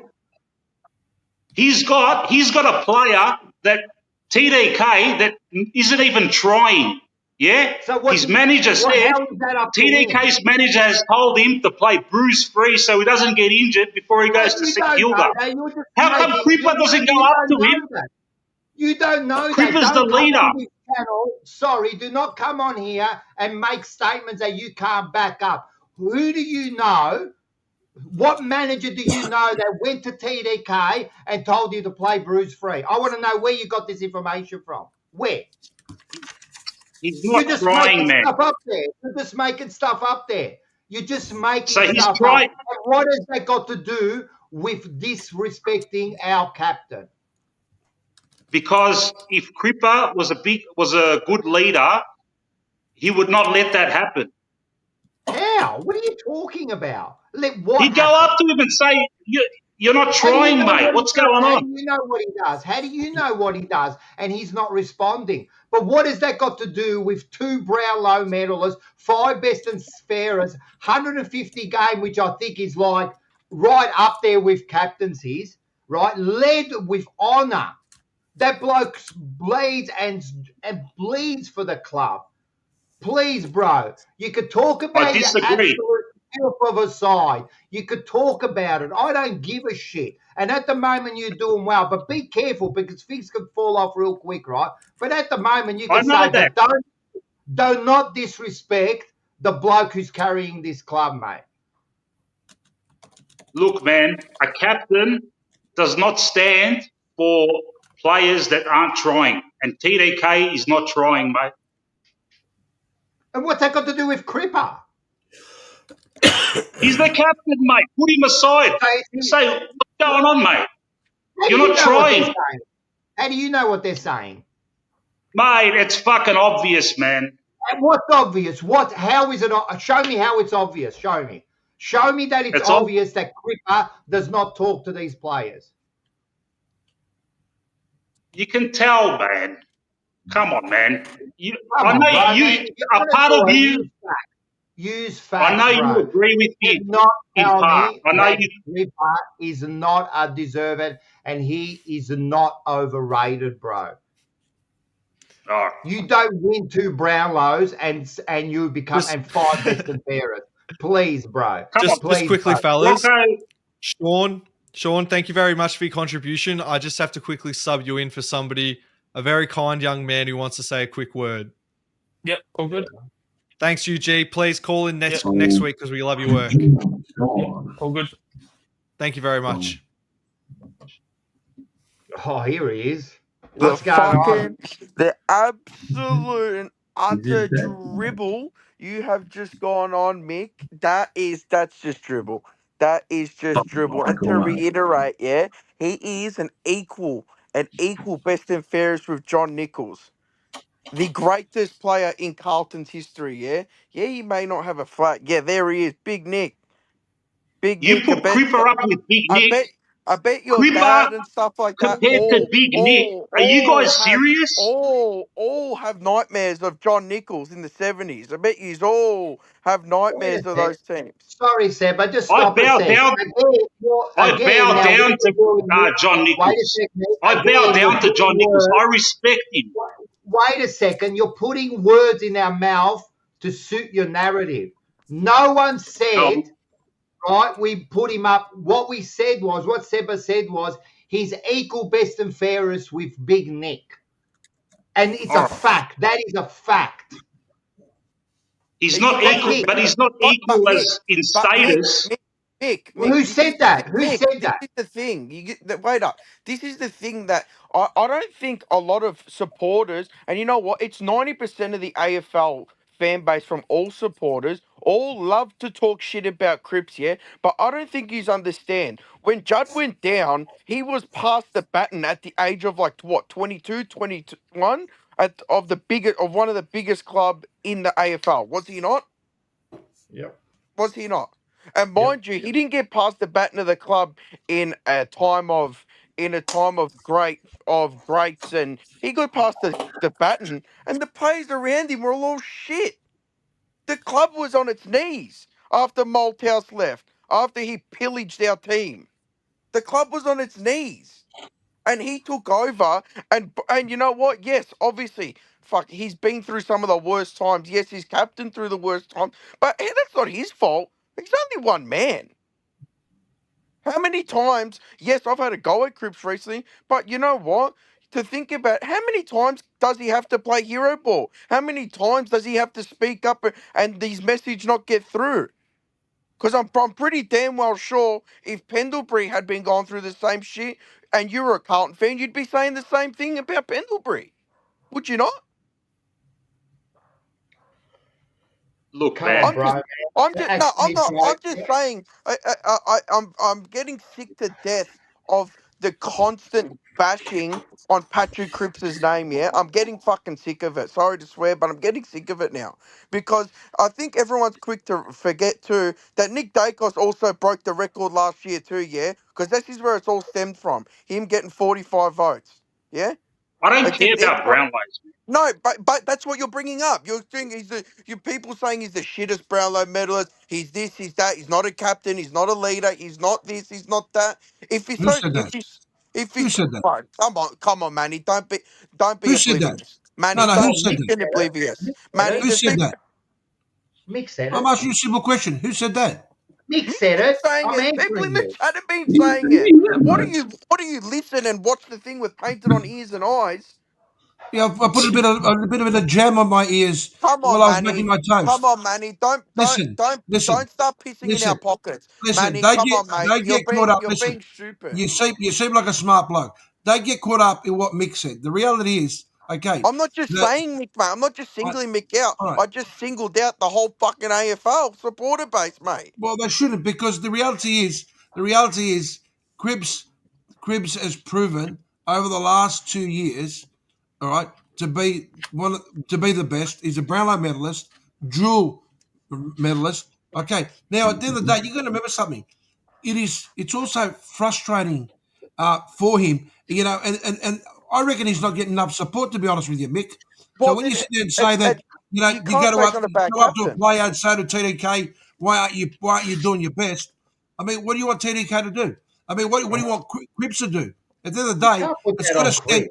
You can't rely just on Crips. You've got to rely on, like I said, I've got to find a shop that sells these things. It's called balls.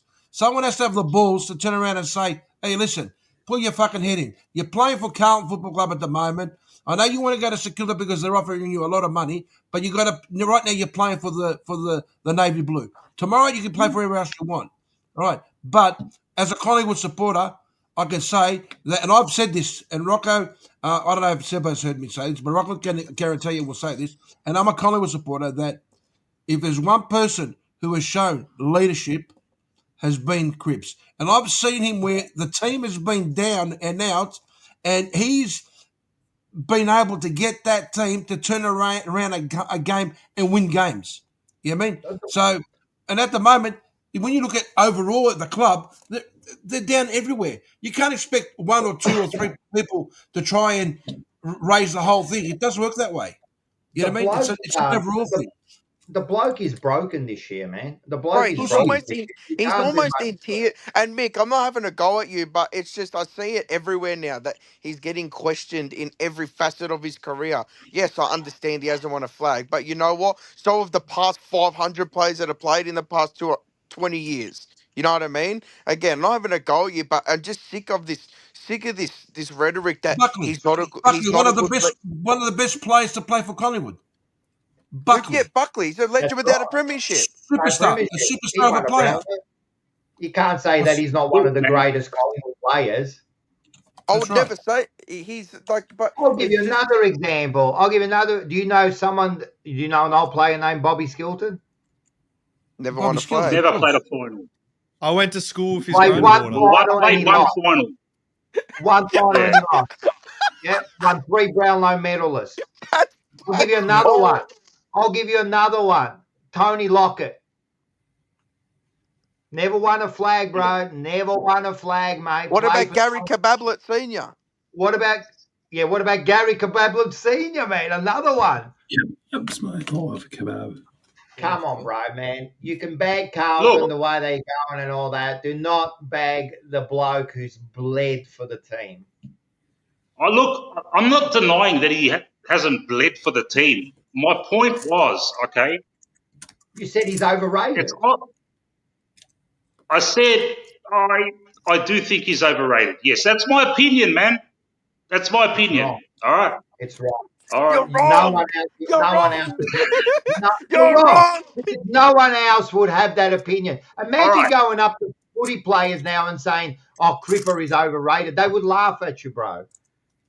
All right. You could say you hate Carlton. You can say whatever you want, but come on, bro. I take it back. We win. Cripper is an elite kick. All right. You happy? No. Cripper is an elite kick. You happy? No one said that. We know that he's not a great kick. No, we know he's a shit kick. He doesn't have to be, bro. We know he's a shit kick. He's an elite kick. We know he's a shit kick. And imagine how good of a player you have to be a shit kick and win 2 Brownlows. How good do you have to be? Yeah, well, as I said, Brownlows mean nothing to me, mate. Shane Woden won a Brownlow, mate. I mean nothing. But also Gary Ablett Jr. won a Brownlow. 2, didn't he? I guarantee that it means something to the players that win it. Yeah. Look, I don't rate it. Look, sorry, I don't rate Brownlows. But that's not saying that Cripper isn't fucking great. Oh, now he's great.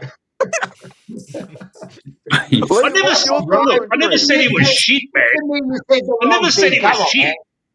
You said he was overrated. Yes, I think he's overrated.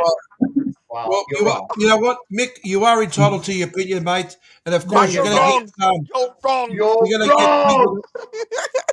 you're going to get people that are going to say you're wrong.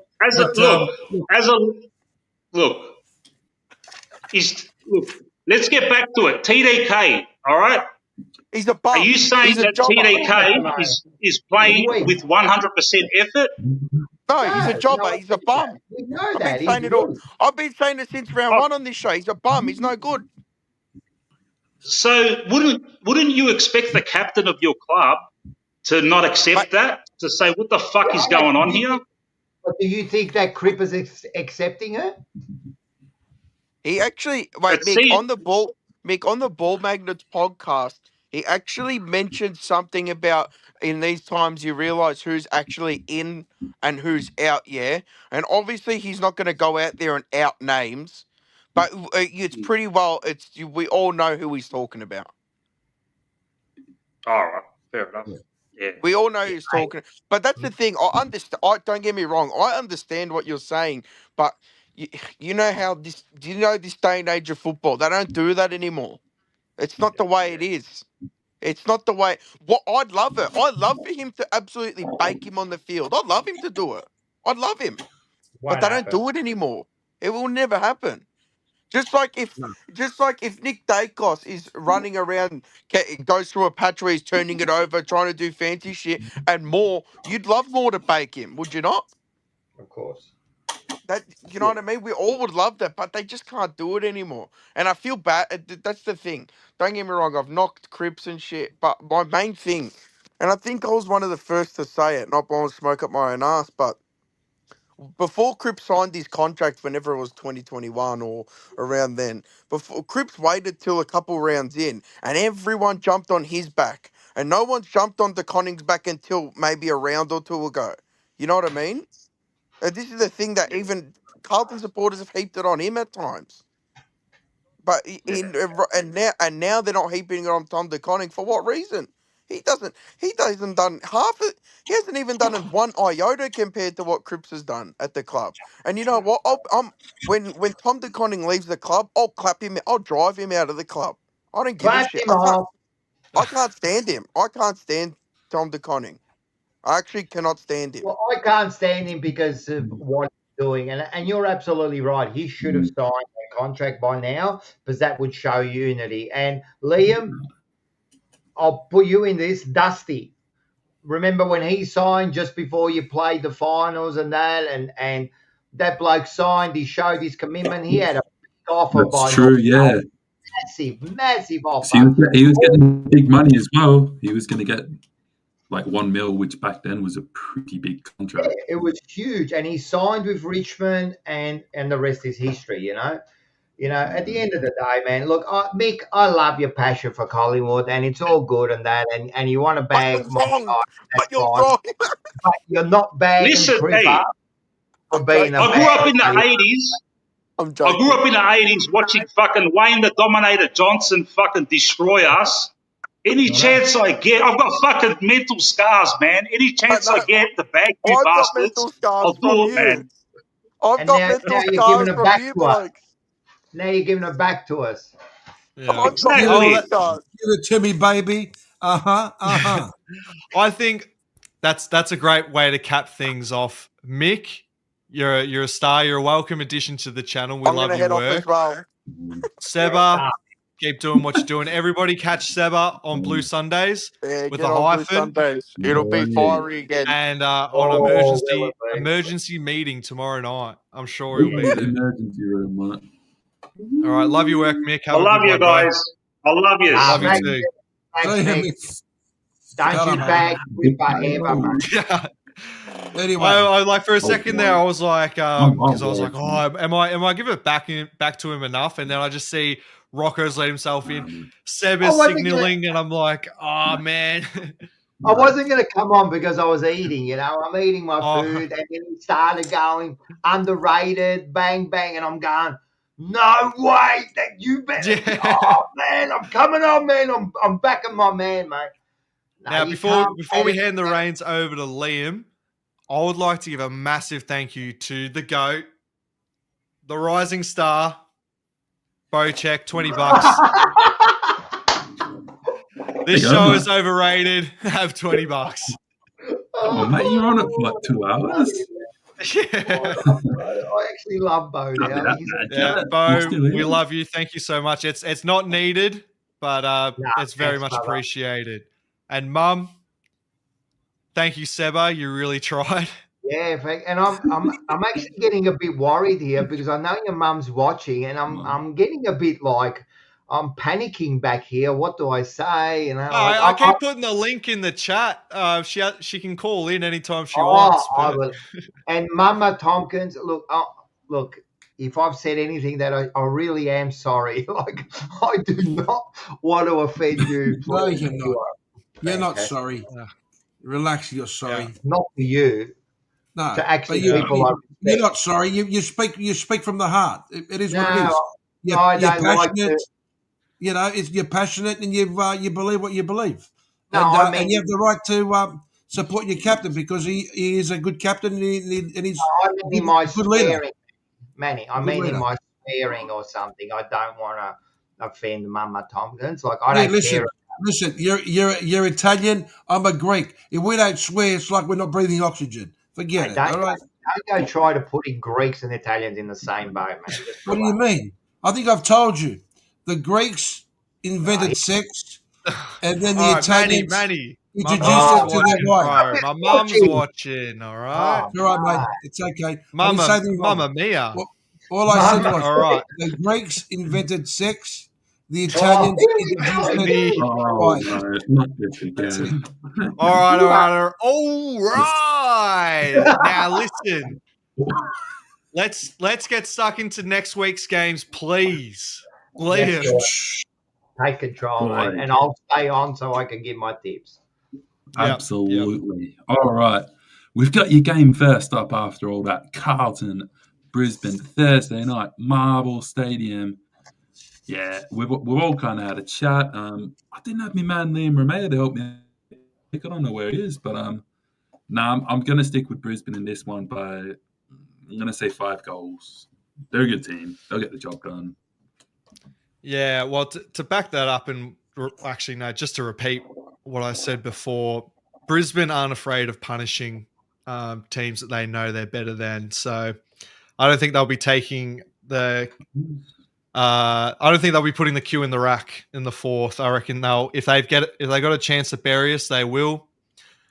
It's going to be 72 plus.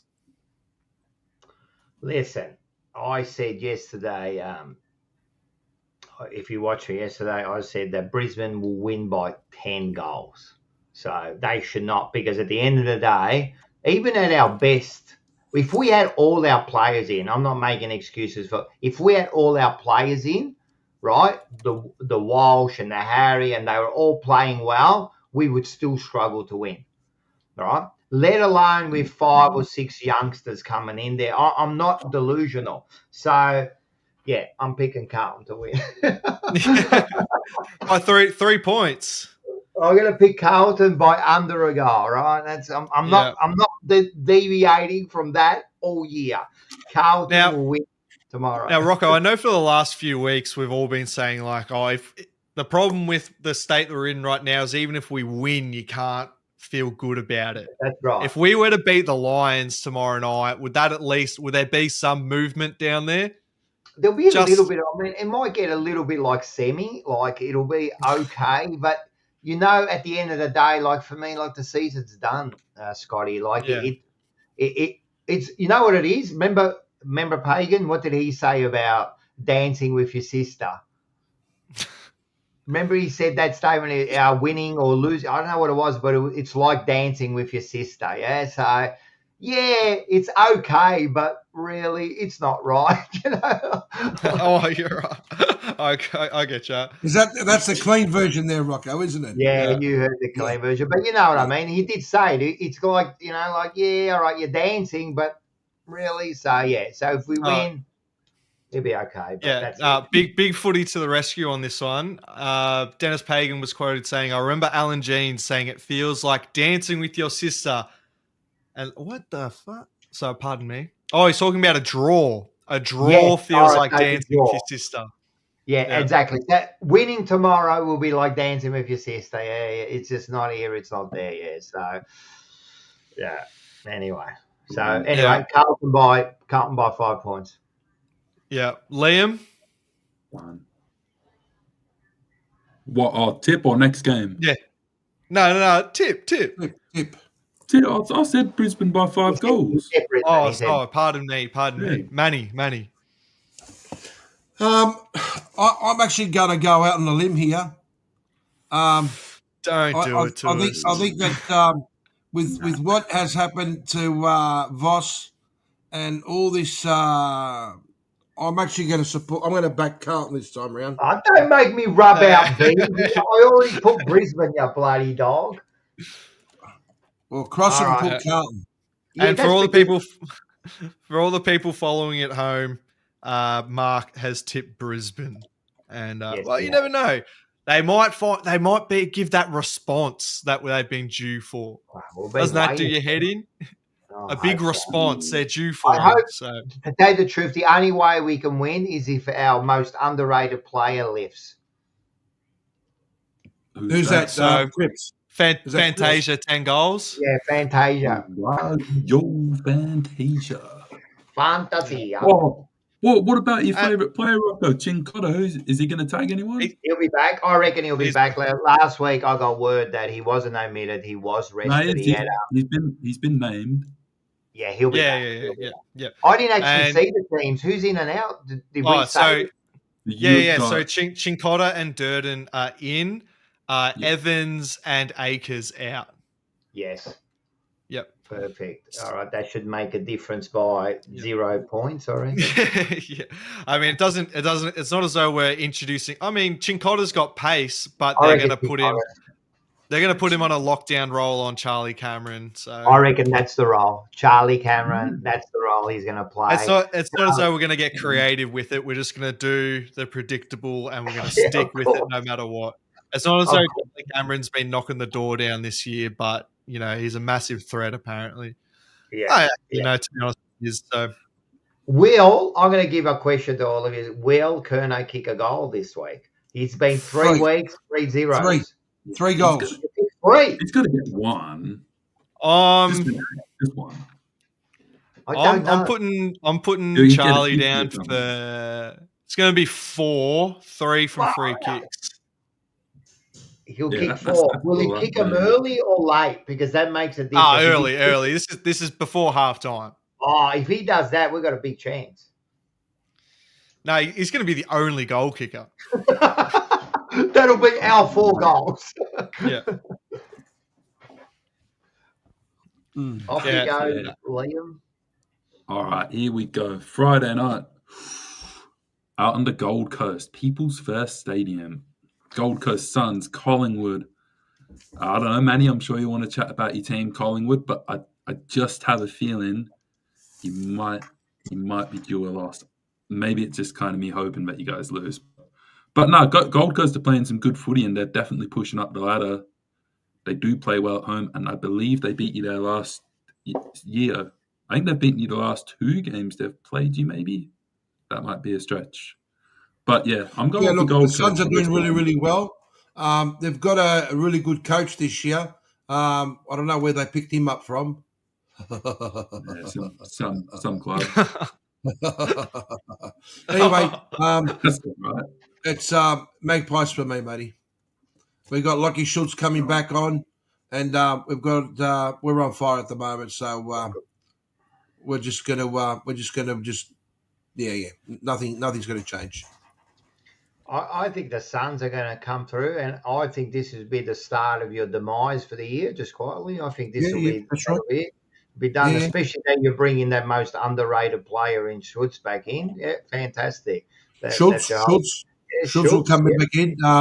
We're not sure about the go at the moment, but Schultz definitely. Yeah, the go, he's apparently too worried about his beard and training like Rocky. So, yeah, well, hopefully he'll be back soon. Well, according to Mick, yeah. So, Magpies for me. This is uncharted territory for the Suns. It's prime time and at home. Yes. So and I think this could be when boys become men. I'm tipping the Suns at 24. I like it. And what about Mark? What did he pick? Gold Coast for me, mate. He picked Suns. All right, nice. And Ronnie in the chat there, who's a great supporter. He's always on, even though he's a scumbag Pie supporter. Side Bottom is back as well, which is big for you guys. That is a big end. Yeah, he's a big end for you guys. He's a good. He's probably having one of his best years. Just quietly. Yeah. Oh, actually, before we move on, Liam, do you want to do this one, Manny? We just got a super chat. Yeah. Oh, yeah. Mike Coxlong. $2 thanks there, Mike. Hey, boys, hope we win tomorrow. Yeah. By the way, Rocco, give me Stiffy. Oh, nice. Oh. Nice. Well, there you go. That's Yep. Rocco As you gives can you... see, Thank you Okay, very much well, for the donation, Mike. Thanks not for the needed. We love donation, your work. Mike. Well, Mike. there you go, Long. mate.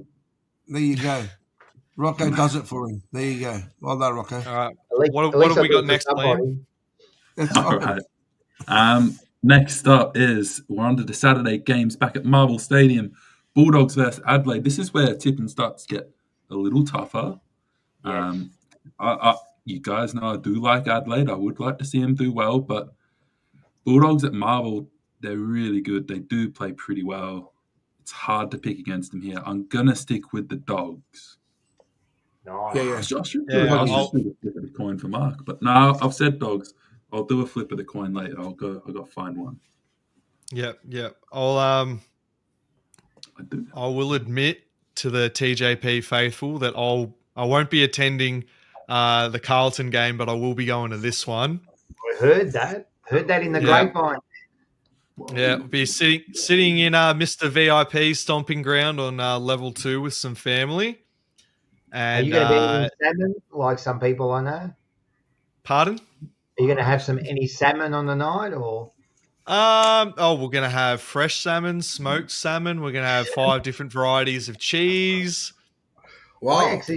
I just checked up the MCG website about what their menu was for last week, and there was no salmon on any menu. Really? Well, that's so what were they serving me? It wasn't salmon. What was it? Was it trout? I don't know. Oh. I'm just saying. Ooh. Well, there you go. Anyway, I'm going to go. What did Mark tip? Pardon me. Mark's tip Footscray. And I'll tip Footscray. I'm actually going to go Adelaide. I like the That's fair. Adelaide's the way they're going. So I'm actually going to go. Well, the narrative around the Bulldogs is that they haven't really proved themselves against the top 8 sides. Yes, but I do like the Bulldogs. Oh yeah, and by the way, my mum will be making chicken wraps and pulled pork wraps for me to eat at the footy. So. Look at that.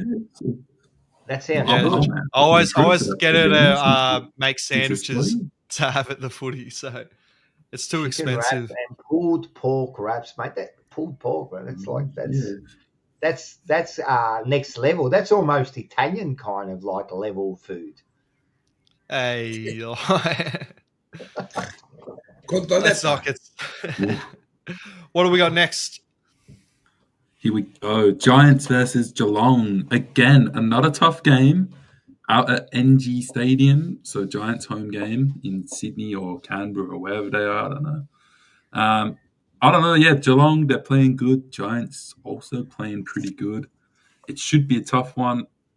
But I'm thinking the same thing. I feel like Geelong maybe going to lose again.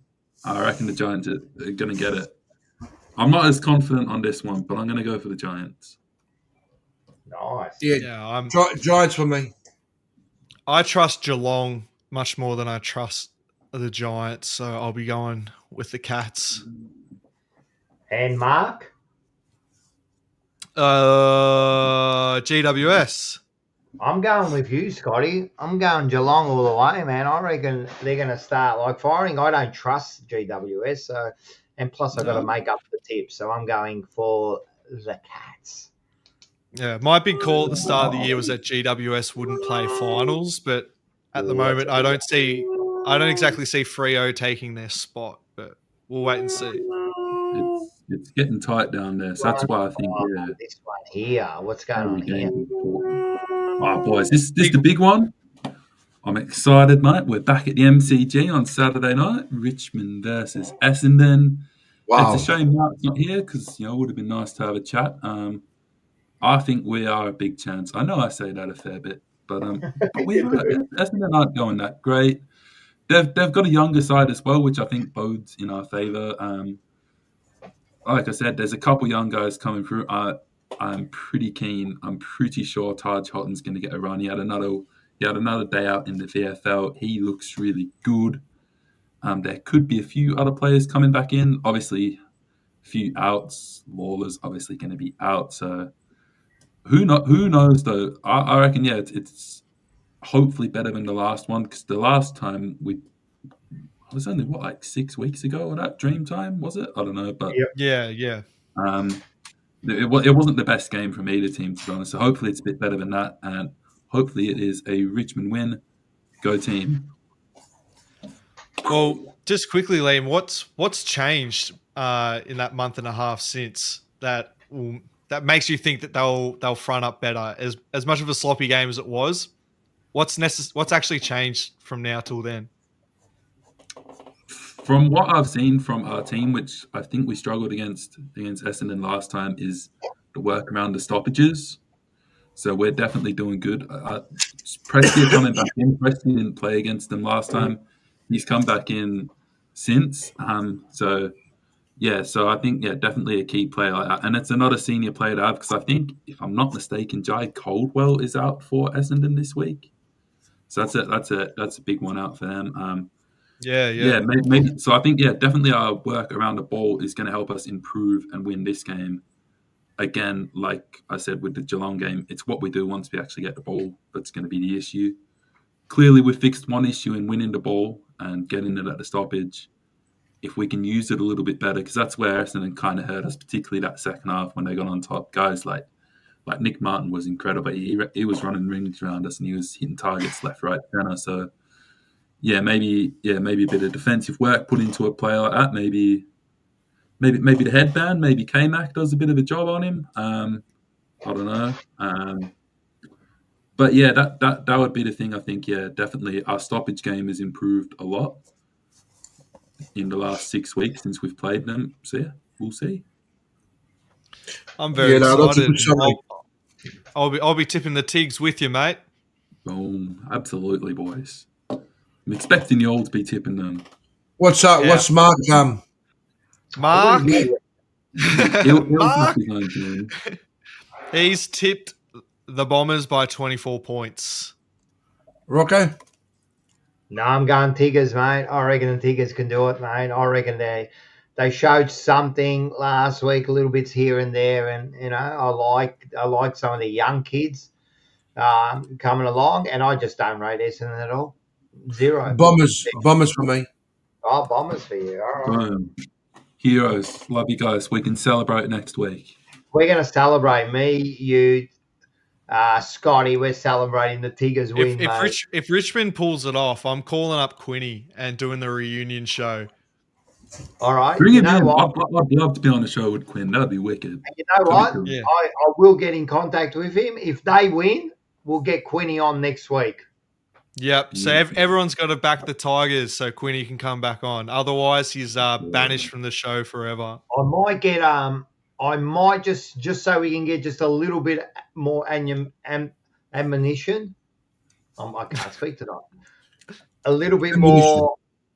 Yes, a little bit more firepower. I might just get in contact with Crystal Lady and see if she can pass the energy over. What do you reckon, Scotty? Yes. No, lock it in. Lock it in. We'll get some extra energy. I got a bone to pick with her anyway. She said I was full of magic, and in March said that was a month that was going to change my life, and yeah, it has changed. Look at you now. Yeah. You're doing good, mate. You're doing good things.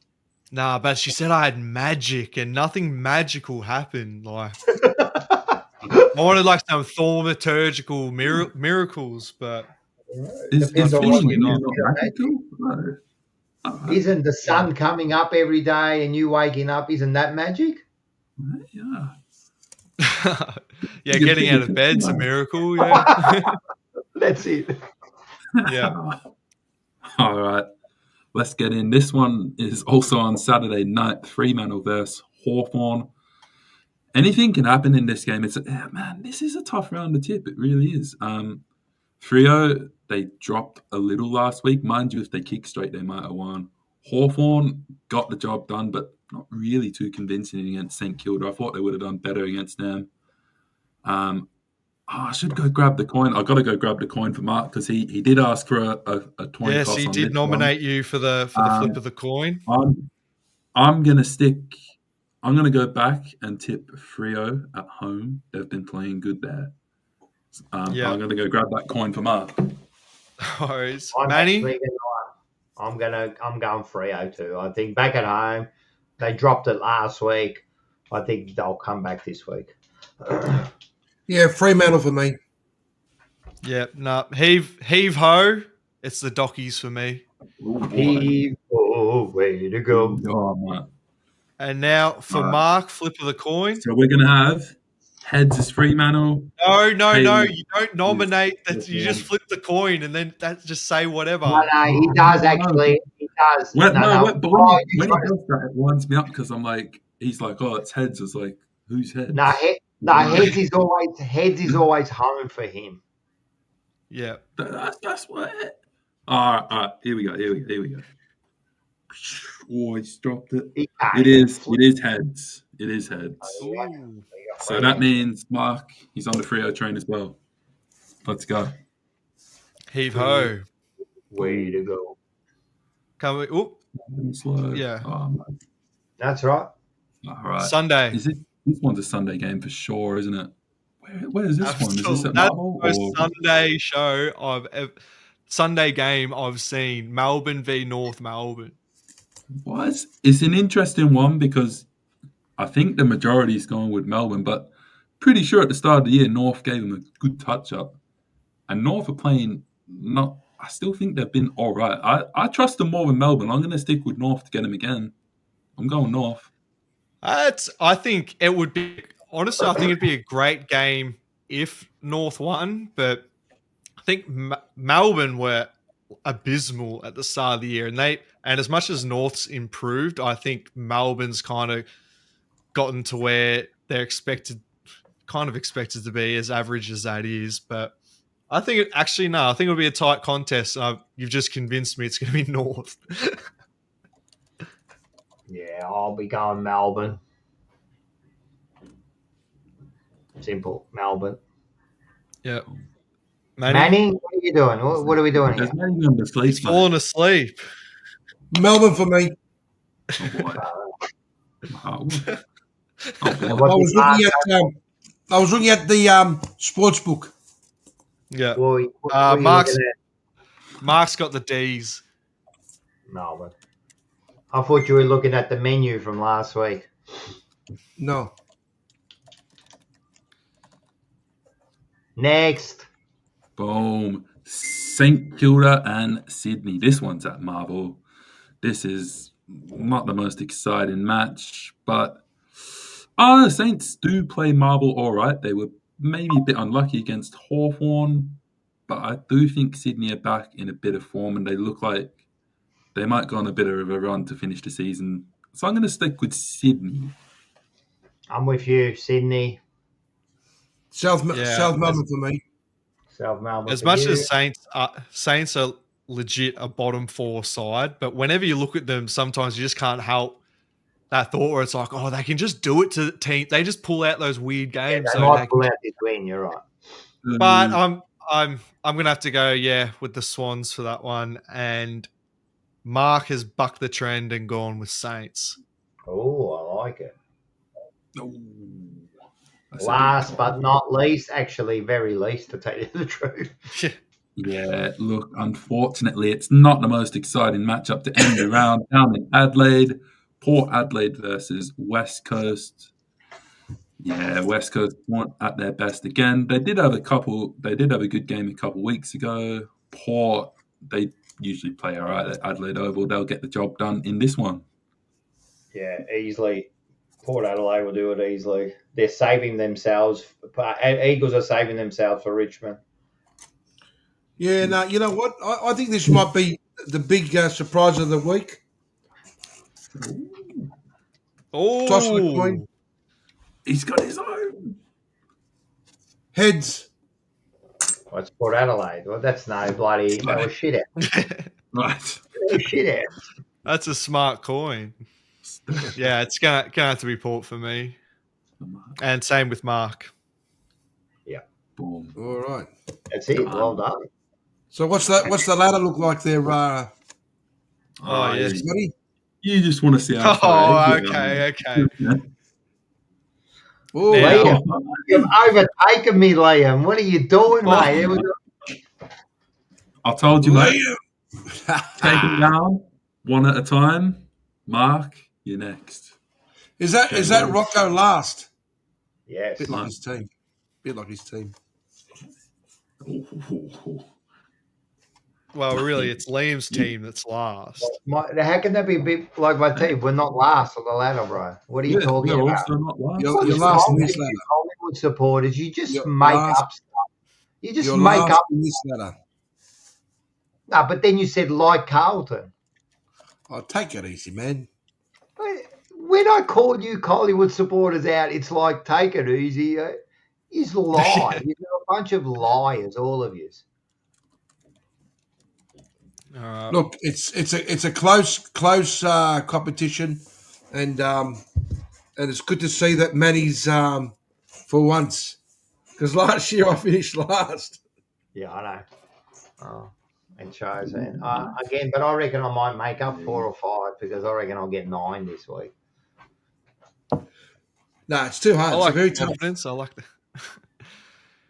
All right, well, that was another fantastic show, fellas. But before I even start saying goodbye, Manny, can you make us laugh? No.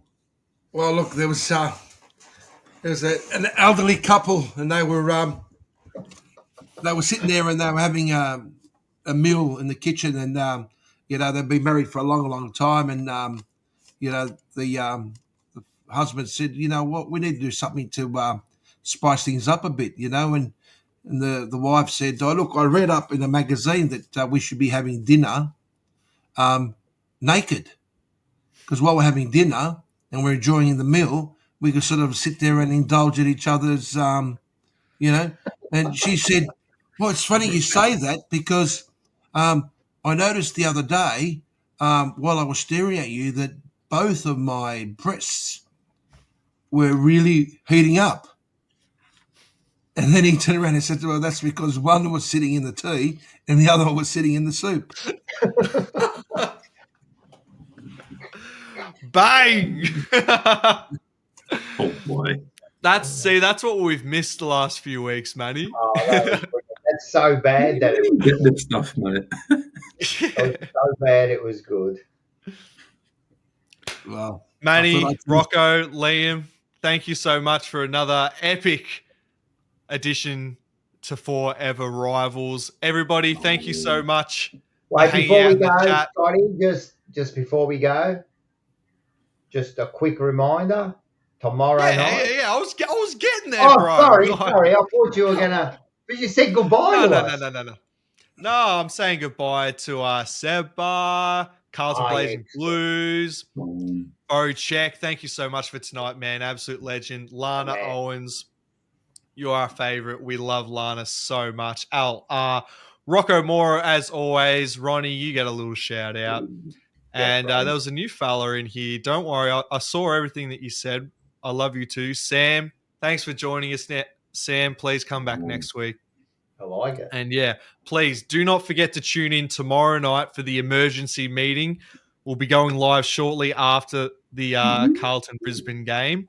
And if we're lucky, we might finish before 3 a.m. Yeah, last week was about to 2:30, wasn't it, or something? Yeah, but please let everyone know about the emergency meeting, because it's a sick vibe for sick people, and it's taken off really well just naturally. So, all right, and get your tickets for the live show. Oh yes, TJP Live. Try booking in the description, please. By Get in there. Brad Pierce, I'm telling you, there is another big name. And I've almost got this person. It's a real big surprise. They should be good. 8-course roving meal. It's $69. Entertainment all night. You got JP. I haven't told the Monday Blues yet, but they'll be coming up on stage too. So they don't know yet, but they'll be up there. So the second half is going to be a panel of, how many is that? 7, 8 people. Yeah. And we're just gonna go off, man. So make sure you get your tickets. Yeah. All right. Thank you so much for tuning in, guys. We'll see you next week. Hot Up the baggers. Reckon, boys. Oh, wait a sec. You got me unawares. Can you just do that last bit again so I can get ready? Oh, all right. So we'll see you next Yeah. week, fellas. Up the Rivals. Right. Go Baggers. Love you. See you next week. Reckon, boys.